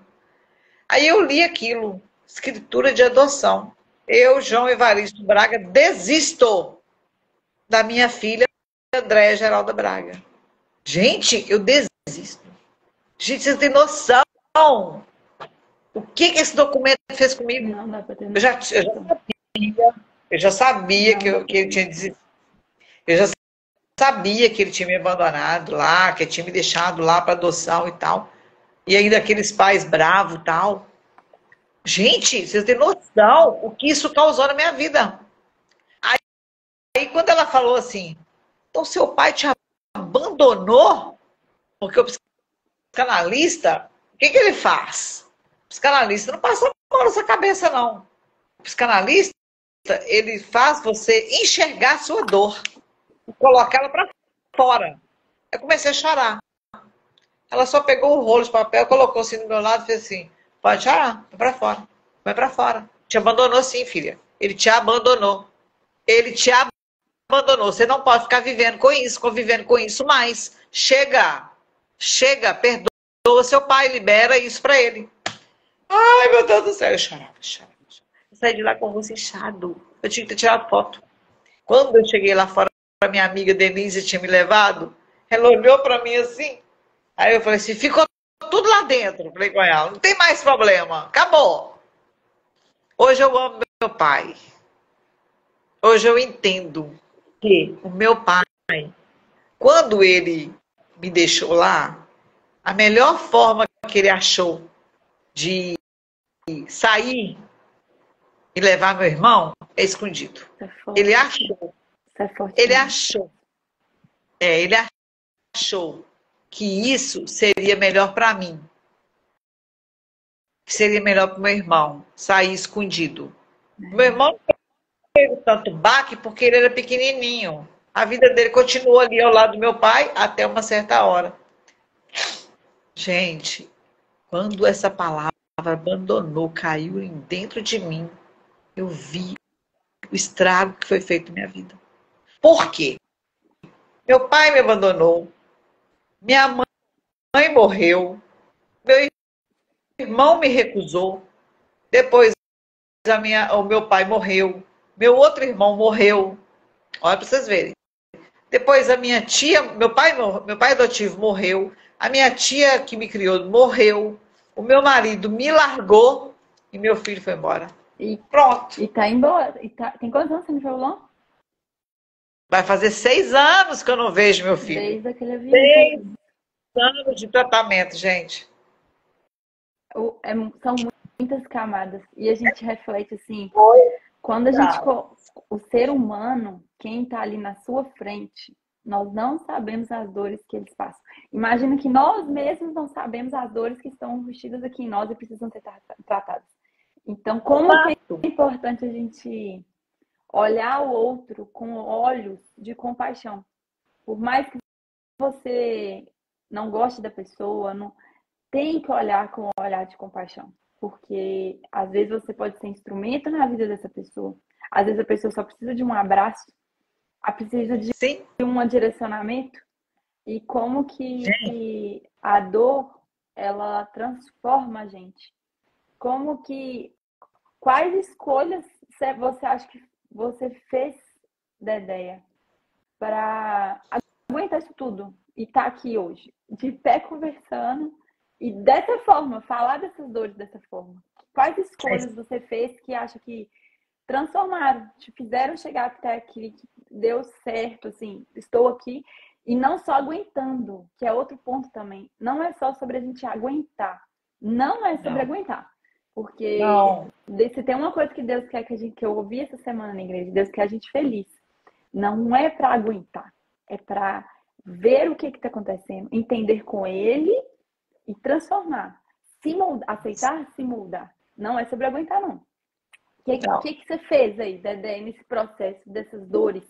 São escolhas que compartilha com as meninas para ver, para alcançar de alguma forma. Primeiro, eu aceitei uma ajuda de profissional, né? Quando eu fui fazer a psicanálise, aí eles falaram assim, olha, para você ser psicanalista, você tem que passar pela análise, né? Você tem que ser analisado para ver se você tem condições de atender um paciente. E quando marquei essa análise, mesmo fazendo psicanálise, eu tinha resistência de me abrir, de falar com alguém sobre mim. Só que o psicanalista, você não precisa você falar muito, porque ele te impõe, ele te faz perguntas. E quando ele te faz as perguntas, é para te analisar. Porque as suas falas, eu anoto os pontos. Eu não gosto disso. Eu não gosto da cor vermelha. Vai, tem um problema. Tem um porquê.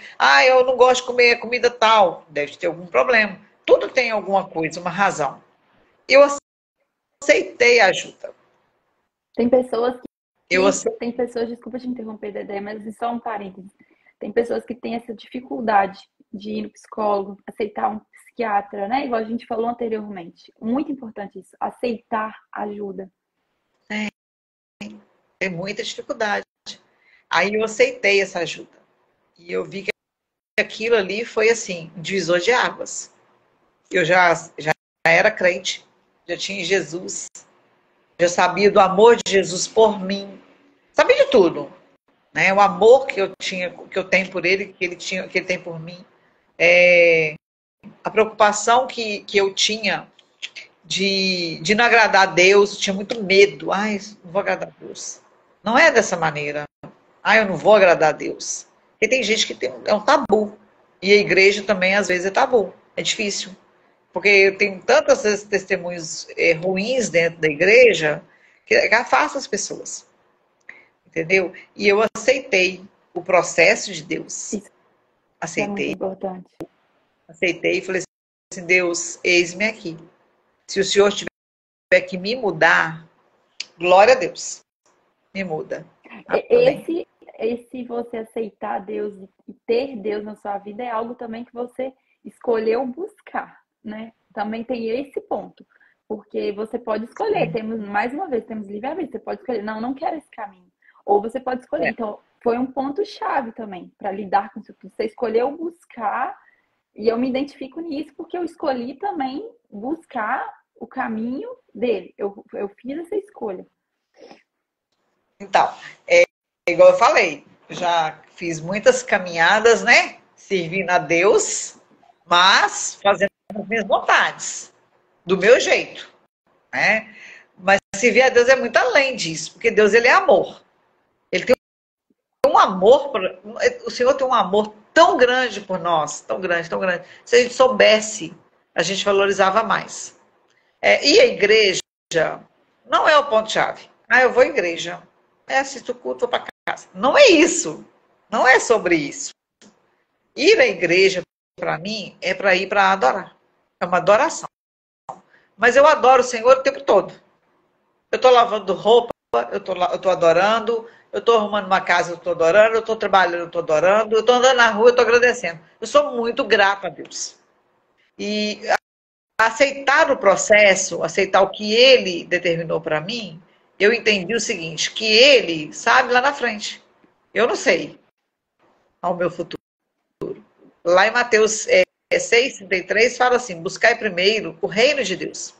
As outras coisas vos serão acrescentadas. Então, eu tenho que buscar a Deus, né? Porque não é obrigação, não. É livre-arbítrio.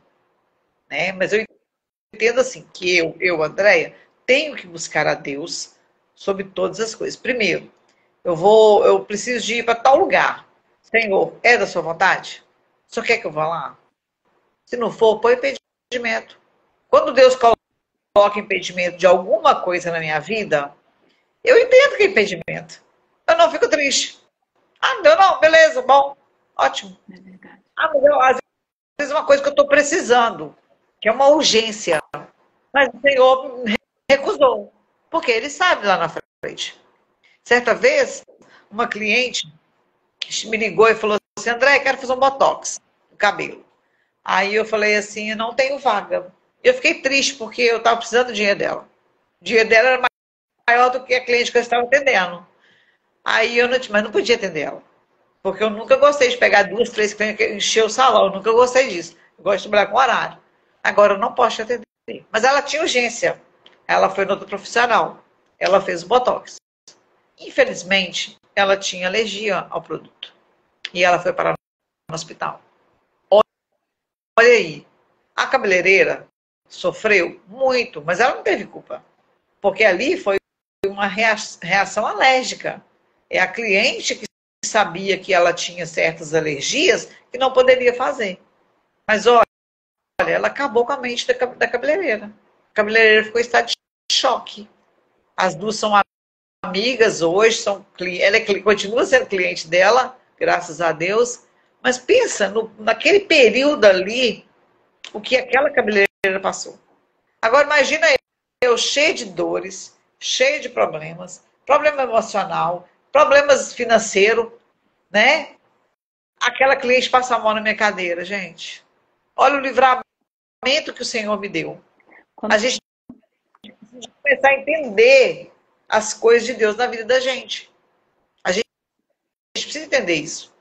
Porque o Senhor, ele vê lá na frente. Quando Mateus, lá em Mateus fala, buscai primeiro o reino de Deus, né? E as outras coisas vos serão acrescentadas. Depois, no versículo, acho que é 33, 34, fala assim que a gente não tem que preocupar com amanhã. Quer dizer, o amanhã não nos pertence. E o Senhor, ele sabe o que é o dia de amanhã. Ele conhece o amanhã, ele já preparou tudo pra gente. Nós estamos aqui hoje conversando, o amanhã está preparado. Verdade. A gente terminar aqui, já está tudo preparado pra gente hoje. Que aí ele fala assim, olha, o 33 fala buscar primeiro, e o 34 fala assim, portanto, não vos inquieteis com o dia de amanhã, pois o amanhã trará os seus cuidados. Basta ao dia o seu próprio mal. Quer dizer, já basta o que nós estamos vivendo aqui agora. Para nós basta, tá ótimo. O que a gente está vivendo aqui agora, este momento aqui. Deus está visitando pessoas, Deus está levando o meu testemunho para pessoas, o seu testemunho para pessoas, e ele vai trabalhando ali.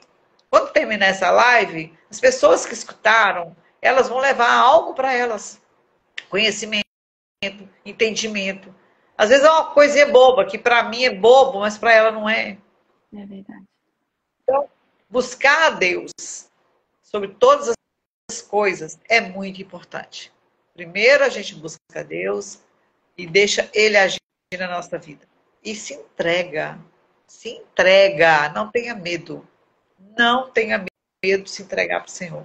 Essa palavra, o sentimento de medo é algo que persegue a gente.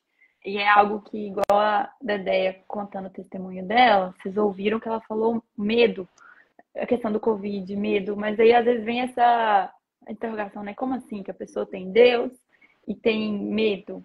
Mas tudo que a gente não entende, que a gente não sabe, pode vir sim o sentimento de medo, de lá atrás, quando o Michael acidentou, vocês imaginam, eu não gostava nem de entrar no hospital, pegar nada de hospital.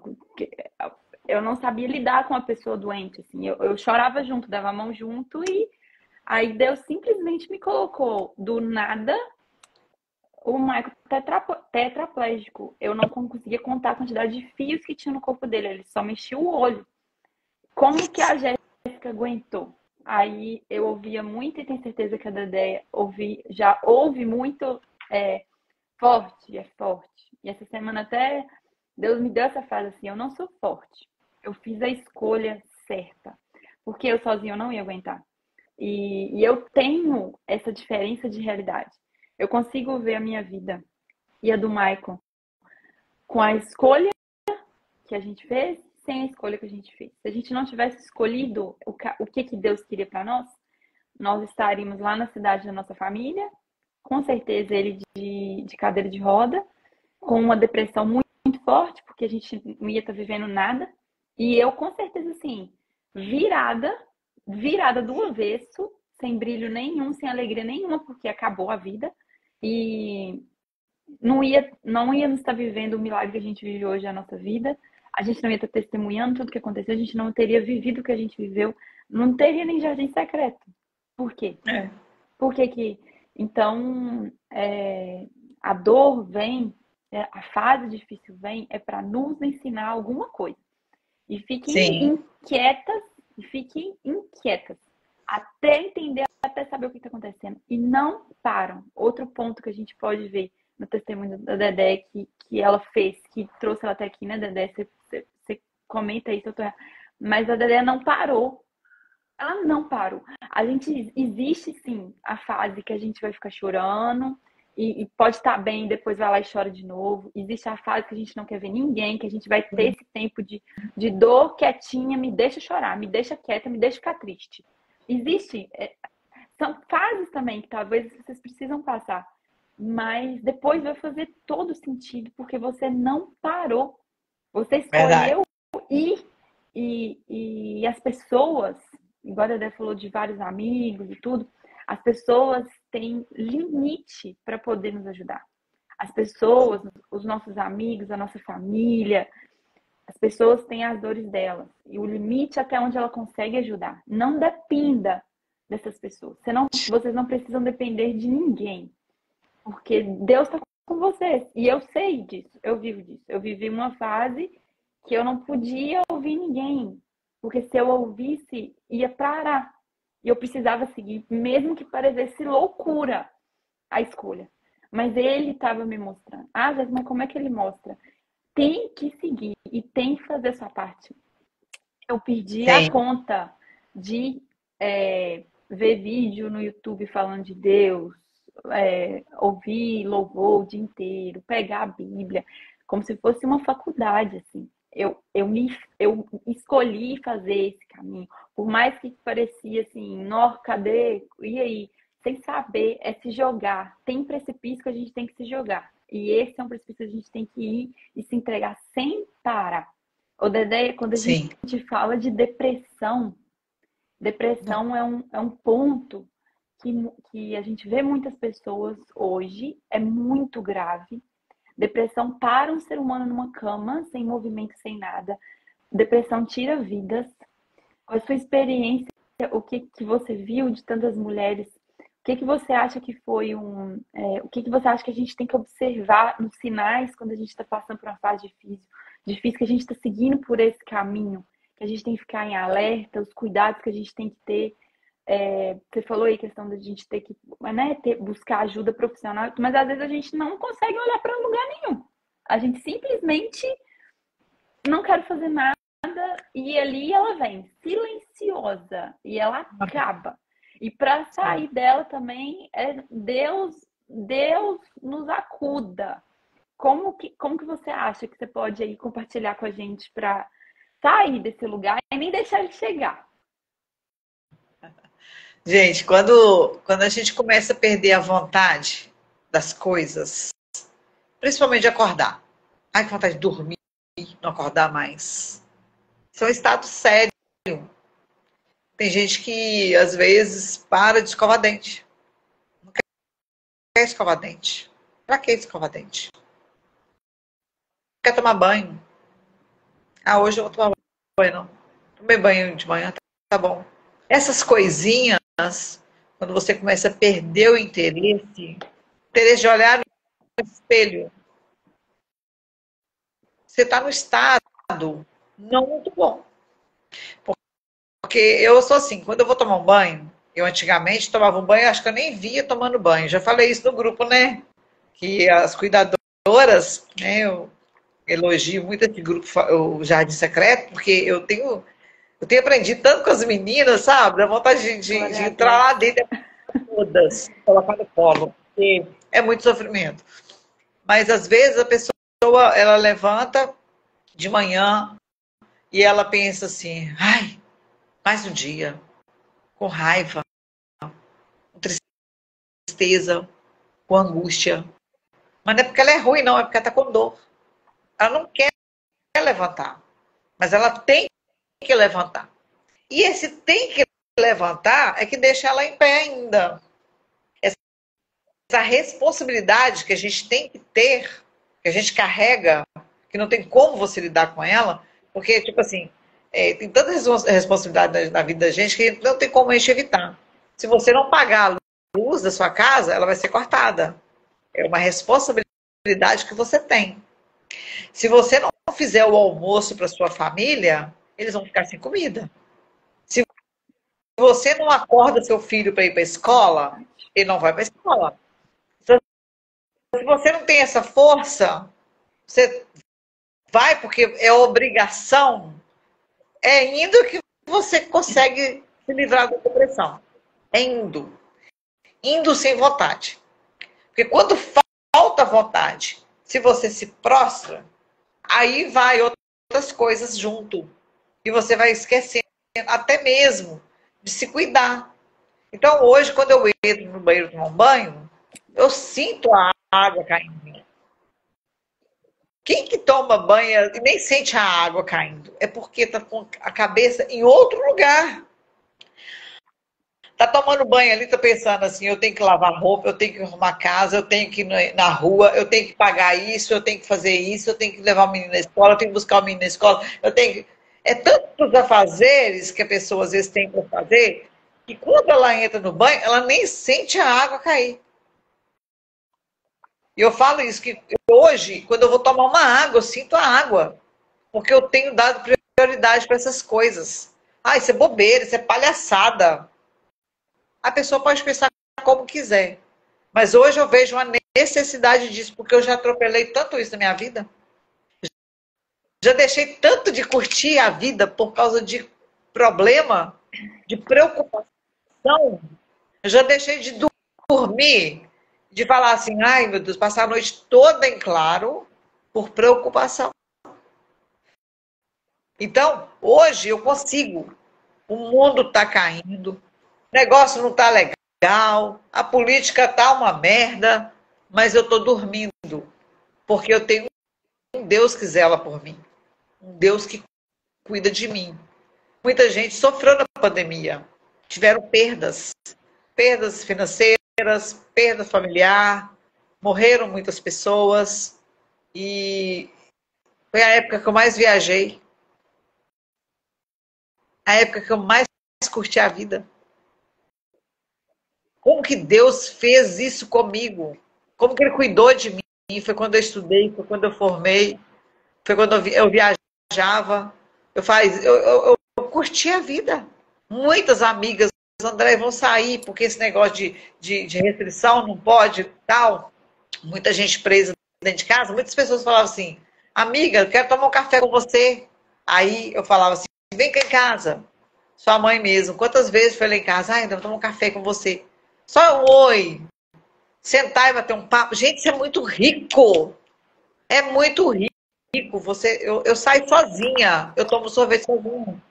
Isso é rico. Porque quando você deixa de fazer essas coisas, é porque você não está bem. Quando você está precisando de conversar, você tem uma amiga, mas você nem vê essa amiga há anos, porque você já perdeu interesse até em ligar para ela. Quando você vê que você está passando por isso, liga para essa amiga. Liga, fala assim, vamos tomar um café hoje? Você está ali, você está na praça ali para bater o papo? Deixa eu ir na sua casa só para te ver, te dar um abraço. Abraço traz cura, gente. Um abraço traz cura.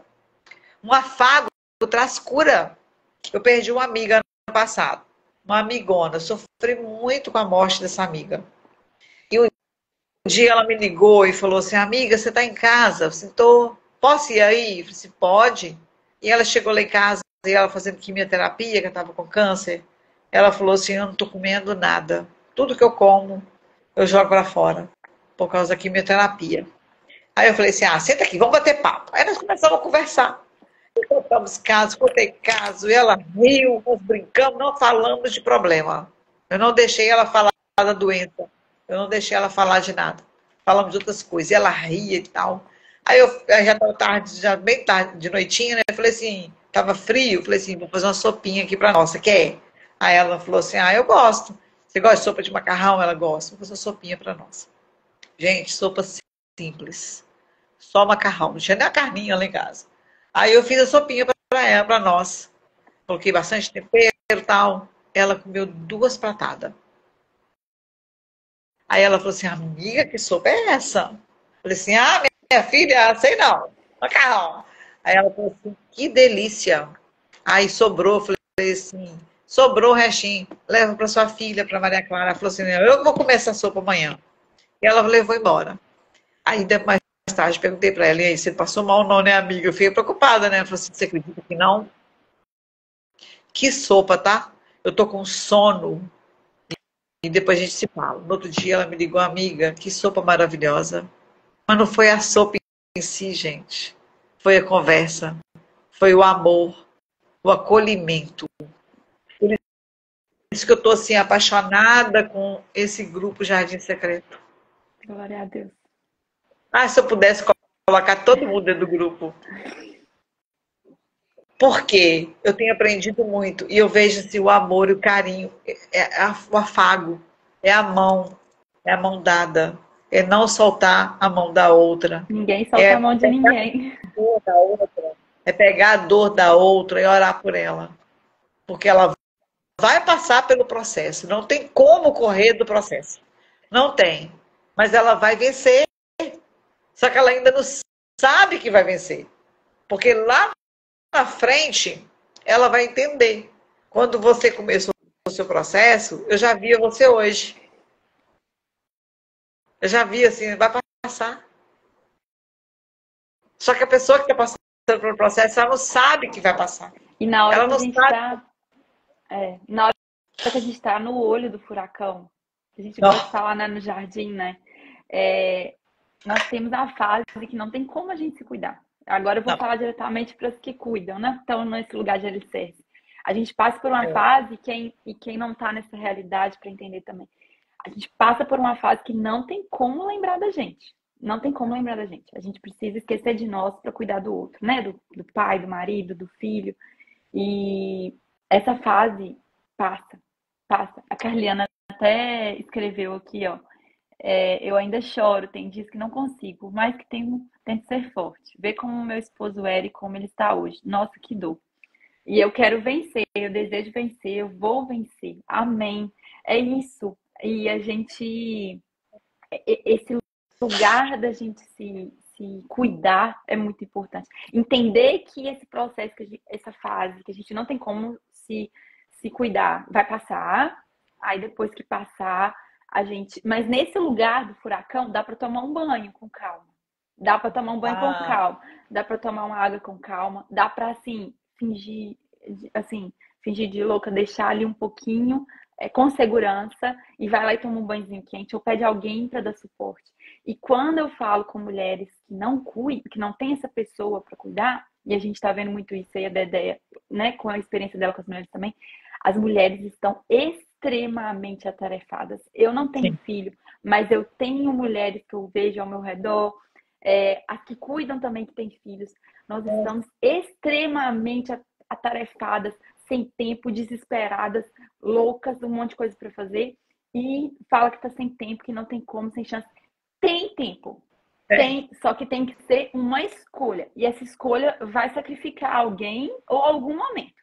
Talvez seja um momento de lazer, mas não era para você estar fazendo esse momento de lazer, era para você estar quieta sem fazer nada. O não fazer nada faz parte. O ficar um pouquinho preguiçoso um dia faz parte. Ficar um pouquinho preguiçosa 2 horas, deitada na cama, com o ventilador batendo e ouvindo uma música faz parte. Então a gente tem que se permitir.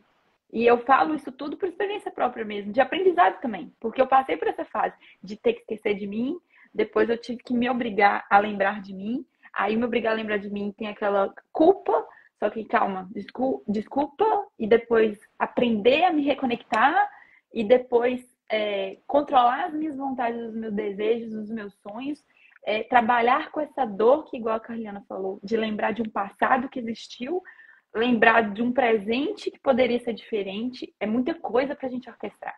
É muita coisa pra gente equilibrar. Só que dá pra fazer isso. E o mais incrível disso tudo é que controlando isso tudo de uma forma sábia, aceitando se diminuir para aprender o que Deus tem para nós, se conectar com Ele também em tudo, você vai ver o quão forte você é. O quão assim, um tiro você é. Quanto você aguenta mais. O quanto você é maravilhoso. O quanto você chega num nível que você nunca imaginava que você ia ser ou passar. Sim. E como que você é transformada. Se não Aí aceitar, fica se ficar. igual eu, Fica igual a Dedé. igual eu, assim, ó. E palavra tem poder. A Dedé fala que ela é linda, maravilhosa, assim. Não é se gabanhada de dança, não. Palavra tem poder. Você não é. A autopiedade é uma coisa que coloca a gente num lugar que atrai ainda mais a depressão, que atrai ainda mais. Então, é colocar palavras assim: tá difícil, tá. Tá enlouquecedor, que dá vontade de matar um hoje. Que dá vontade de entrar dentro de um travesseiro e ficar dentro dele. Mas, você sai, você segue. E você Sim. vive outra coisa maravilhosa, né, Dedé? E uma outra coisa também que é muito importante na vida da gente, que você falou de autopiedade, é esse fato da pessoa de se diminuir diante de qualquer situação. Eu não consigo. Eu não vou porque eu não posso. Eu não vou fazer porque eu não consigo. Eu não consigo emagrecer. Eu não consigo fazer uma tarefa de casa. Gente, é tanta coisa dentro de casa que eu não consigo. Porque a pessoa quer fazer tudo ao mesmo tempo. Se a pessoa começar a fazer planejamento dentro de casa, por exemplo, um dia vou tirar para faxinar a casa, faxina tudo, deixa a roupa lá. No outro dia você lava a roupa, só lava. Só lava. No outro dia você só dobra a roupa, no outro dia você só passa a roupa. Porque se você quiser fazer tudo de uma vez, você não consegue. A gente não consegue abraçar o mundo. Então, você tem que ter planejamento. Todas as áreas da sua vida, a gente tem que ter planejamento. E aí a pessoa, ela consegue tirar esse tempo para ela. Tempo de arrumou a casa, ajeitou tudo, deu almoço para as crianças, pôs as crianças para dormir, ou leva as crianças para brincar, ou vamos assistir um filme. Vamos fazer isso. Eu vejo, eu moro aqui em Guarapari, hoje eu estou na casa do meu sobrinho. Essa semana eu devo mudar. Então ainda estou morando aqui. E aqui tem 3 crianças, tem 2 crianças pequenininhas e adolescente, né? Gente, a gente faz noite no pijama. A gente faz com as crianças. Vamos fazer noite de pijama? Vamos. Porque as crianças, para elas estão ali criando memórias afetivas. E nós estamos colocando o nosso lado infantil para trabalhar também. E a gente está dando uma chance para a gente ser feliz. É verdade. Porque é um momento de lazer. É um momento de lazer. E eles ficam felizes com a gente. Criança adora se sentir importante. Criança adora a sua atenção. A minha sobrinha faz desenho, aí eu falo assim, não, que lindo, Maria, que você fez. Que é isso? Você desenhou. Ela vai explicar o que ela desenhou. Ela se sente importante. A gente brinca de jogo da velha, brinca de adedanha. Eu brinco com o João tem 4 anos. Eu brinco com ele de jogo da velha. Às vezes eu deixo ele ganhar. Às vezes eu não deixo ele ganhar. Ele fica bravo comigo. Eu adoro isso. Porque eu estou ensinando ele que a gente tem que perder e tem que ganhar. Mas ele não aceita perder. E então, assim, são coisas que vai trabalhando na vida da gente também. Que com aquela criança ali eu estou aprendendo. Aprendendo com ele. Eu estou aprendendo coisas com a Maria. Eles estão lá para Vitória. Estou sozinha aqui. Tá só eu e o Nick. Eu nunca gostei de cachorro. Tem pavor. Sempre tive pavor de Você tá com o cachorro aí? Só tá ele. Só que o Nick, a gente tá no apartamento, tem que descer com o Nick. Tem que levar para passear, tem que fazer xixi, fazer cocô. E aí um dia eu ri demais de mim, porque eu tive a obrigação de carregar o Nick. Eu quase morri. Quase morri. Nunca tinha carregado um cachorro na vida. E o Nick, ele sabe que eu tenho amor por ele. Mas ele sabe que eu tenho nervoso também, de encostar no bichinho. Eu tenho nervoso. Aí ele vai, chega e encosta em mim. Sabe? Ele fica do meu ladinho ali o tempo todo. Aí eu comecei a olhar para o Nick com os olhos diferentes de olhar para o cachorrinho. Como que eu aprendi? Aí eu estava falando até com a Lohane, a gente leva ele para fazer xixi numa rua aqui de baixo. Não, eu tenho que passear com o Nick. A gente tem que tirar o Nick da rotina dele. Porque só fica nessa ruinha, tadinho do Nick. Aí eu vou lá na beira-mar com ele, passeio na praia. Aí ela falou assim, é verdade, né? A gente tem que dar isso para ele. É um cachorrinho, é um ser vivo. Se o Nick precisa de mudar a rotina, imagine nós. É, Imagine eu. Imagine você. Você que hoje cuida do seu esposo. Imagine a sua rotina diária. Tem que mudar alguma coisa. Porque senão, você cai na rotina ruim e fica só naquela rotina ali. E isso traz dor, isso traz sofrimento, traz cansaço emocional, cansaço físico, espiritual, e junta todo um conjunto, aí você não aguenta. tem que O fazer, corpo não tem que fazer escolhas, pedir ajuda, igual a gente já falou. Se a ajuda não der certo, vai em outra, mas insiste, insiste. A gente fala, né, que é no Jardim Secreto que uma tá ali para somar a vida da outra, ninguém solta a mão de ninguém, e Deus coloca, pede a Deus, se Deus coloca as pessoas certas que podem me ajudar, pede socorro, gente. Pede socorro, pede, pede pede. socorro.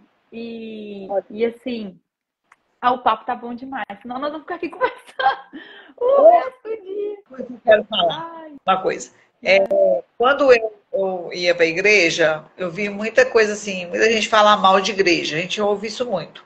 Muito testemunho horrível, né? Infelizmente, onde tem gente, tem problema, né? Então, assim, eu falava assim, eu não vou caçar a igreja não, porque essas igrejas estão com problema, não sei o que, tal, tal, tal. Aí eu comecei a ir à igreja, não pelas pessoas. Esquece as pessoas. Eu não quero nem saber quem está na igreja.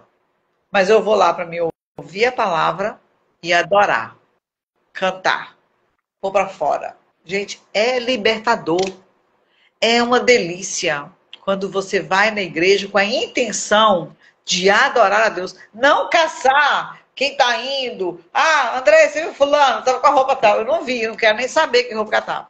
Eu não fui lá por causa dela, eu não fui por causa de ninguém, eu não fui por causa de pastor, eu fui por causa do Senhor. Então, isso é uma coisa que eu quero deixar aqui.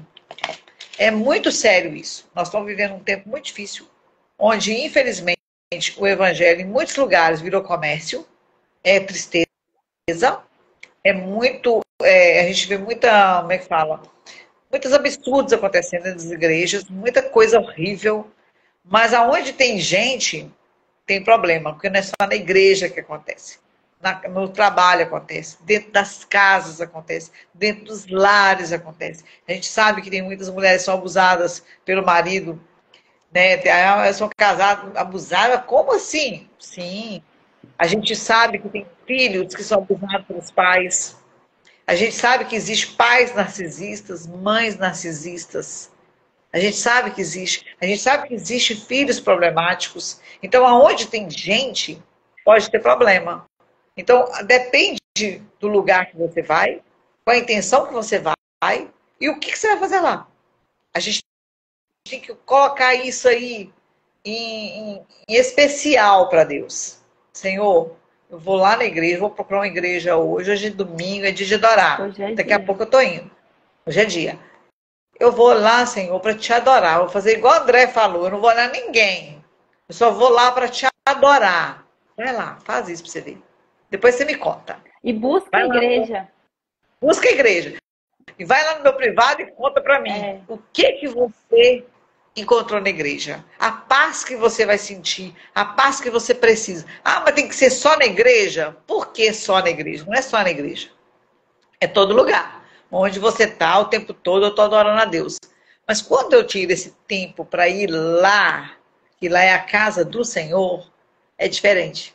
Eu estou indo lá visitar o meu Deus. Eu falo com ele o dia inteiro, mas eu vou lá na casa dele. É como se você tem a sua mãe, você está lá no Rio Grande do Sul, sua mãe está lá em Coronel Fabriciano.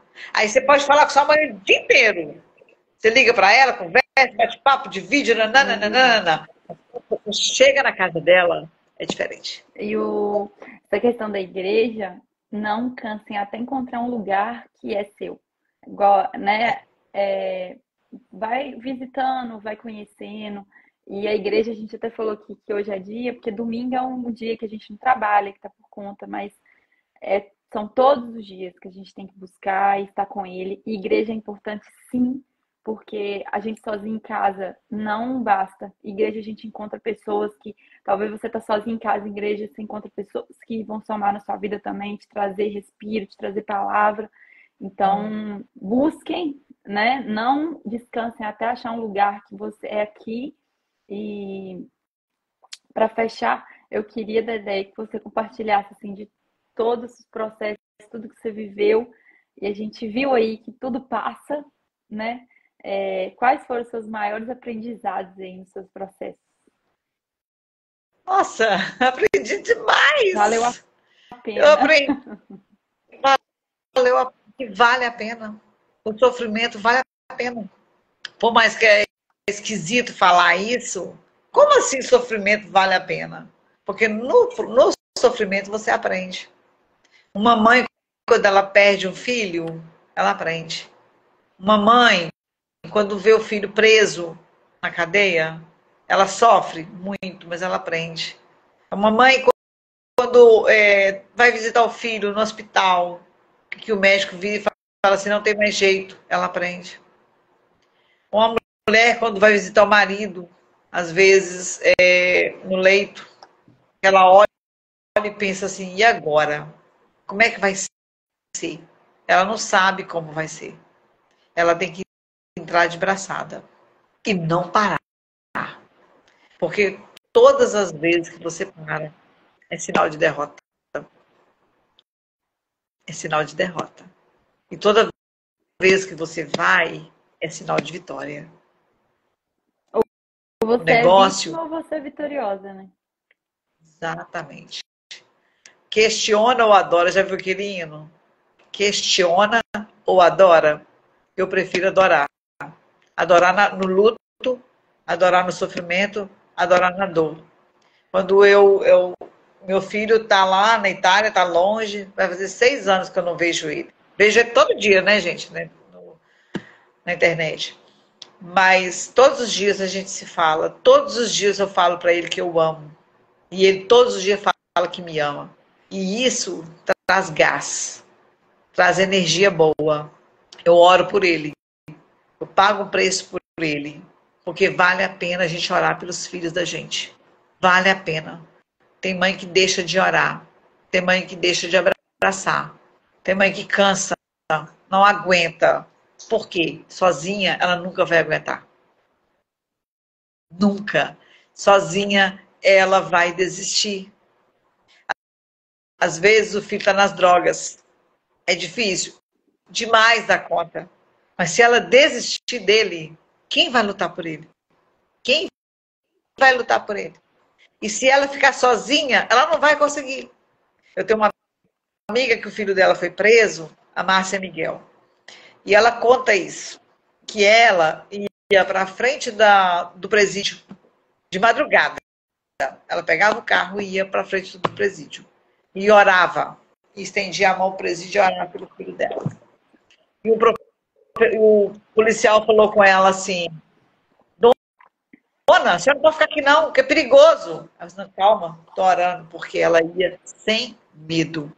Ela nunca deixou de lutar pelo filho dela. E a gente não pode desistir dos nossos sonhos. Não podemos desistir das pessoas. Não podemos desistir daquilo que Deus já traçou para nós. Vai fazer um ano, dia 12 agora, que eu estou morando em Guarapari. Eu jamais imaginei que eu iria vir para cá. Mas estou aqui. Porque o Senhor me trouxe para cá. Aqui nasceu o Dona de Mim, que é um outro grupo, que é um grupo terapêutico. Então a gente trabalha em conjunto com mulheres também. Mas é só terapia. É totalmente diferente. E eu não imaginava que eu estaria aqui. Aqui eu trabalho com uma psicóloga, a Selma Tavares. Eu e Selma. Não é fácil. Não é fácil. Mas a gente tem batalhado pelo grupo. Porque a gente não pode desistir das mulheres. A gente não pode desistir das pessoas. Amém. Eu nasci para servir. Servir a Deus e para servir as pessoas. E é o maior dom que a gente tem é esse. É de servir. Porque quando a gente serve, a gente é servido. E quando a gente não serve, a gente não serve para nada. E como que Não. soma, né? quando a gente pega a nossa dor para transformar ela para ajudar o outro, isso e não tem palavras que descrevem assim. Não tem. Não tem. Cuidem, cuidem do ângulo que vocês olham. Ninguém solta a mão de ninguém. E seguimos aí juntas. Todas as meninas aí que cuidam de algum ente familiar estão convidadas a entrar no Jardim Secreto. Só entrar ali no perfil no Instagram, no formulário, preencher, que você vai estar com a gente. Unidas, fortes, compartilhando experiências, recebendo tudo que Deus tem. A Dedéia tem os grupos aí também, né, Dedéia? Quem quiser entrar em contato com ela. Tenho Dona de Mim Terapias no Instagram, né? Tem André Psicanalista. E me procura aí que você vai me achar. Estou aqui para ajudar. Vamos juntas, né? Se você tem alguém que tá precisando, né, você cuida de alguém, não deixe de participar do Jardim Secreto. Porque quando você está lá participando, você está se cuidando. É um cuidado. É muito gostoso, gente. Eu fico doida que chega quinta-feira à noite para poder participar. Você falou, eu já deixei de nervoso por causa do Jardim Secreto. Você já falou que é um refrigério, né? É algo muito bom. inexplicável que acontece ali que Deus faz. E tamo junto. Escreve aqui nos comentários se te abençoou. Compartilha com quem você acha que vai somar aí. Conte com a gente. Até a próxima. Coloca aqui no comentário também o que vocês acham que pode vir o próximo tema. Quem vocês querem que chama também. E é isso aí. Abençoada vida para vocês. Que Deus abençoe vocês. Que não desistam. Não desistam. Cuidem do ângulo que vocês olham. Vocês não estão sozinhas. E tudo passa. E vocês vão passar ainda mais fortes. Mais fortes. Né, Dedé? Obrigada. Presente na minha vida. Nós duas temos muita história para contar junto. Depois de outra live a gente abre para contar. Hoje, né, mais uma vez, foi quebrado mais uma barreira na minha vida, porque eu tenho muita dificuldade com rede social. Se depender de mim lá para poder abrir, para falar, eu não tenho coragem.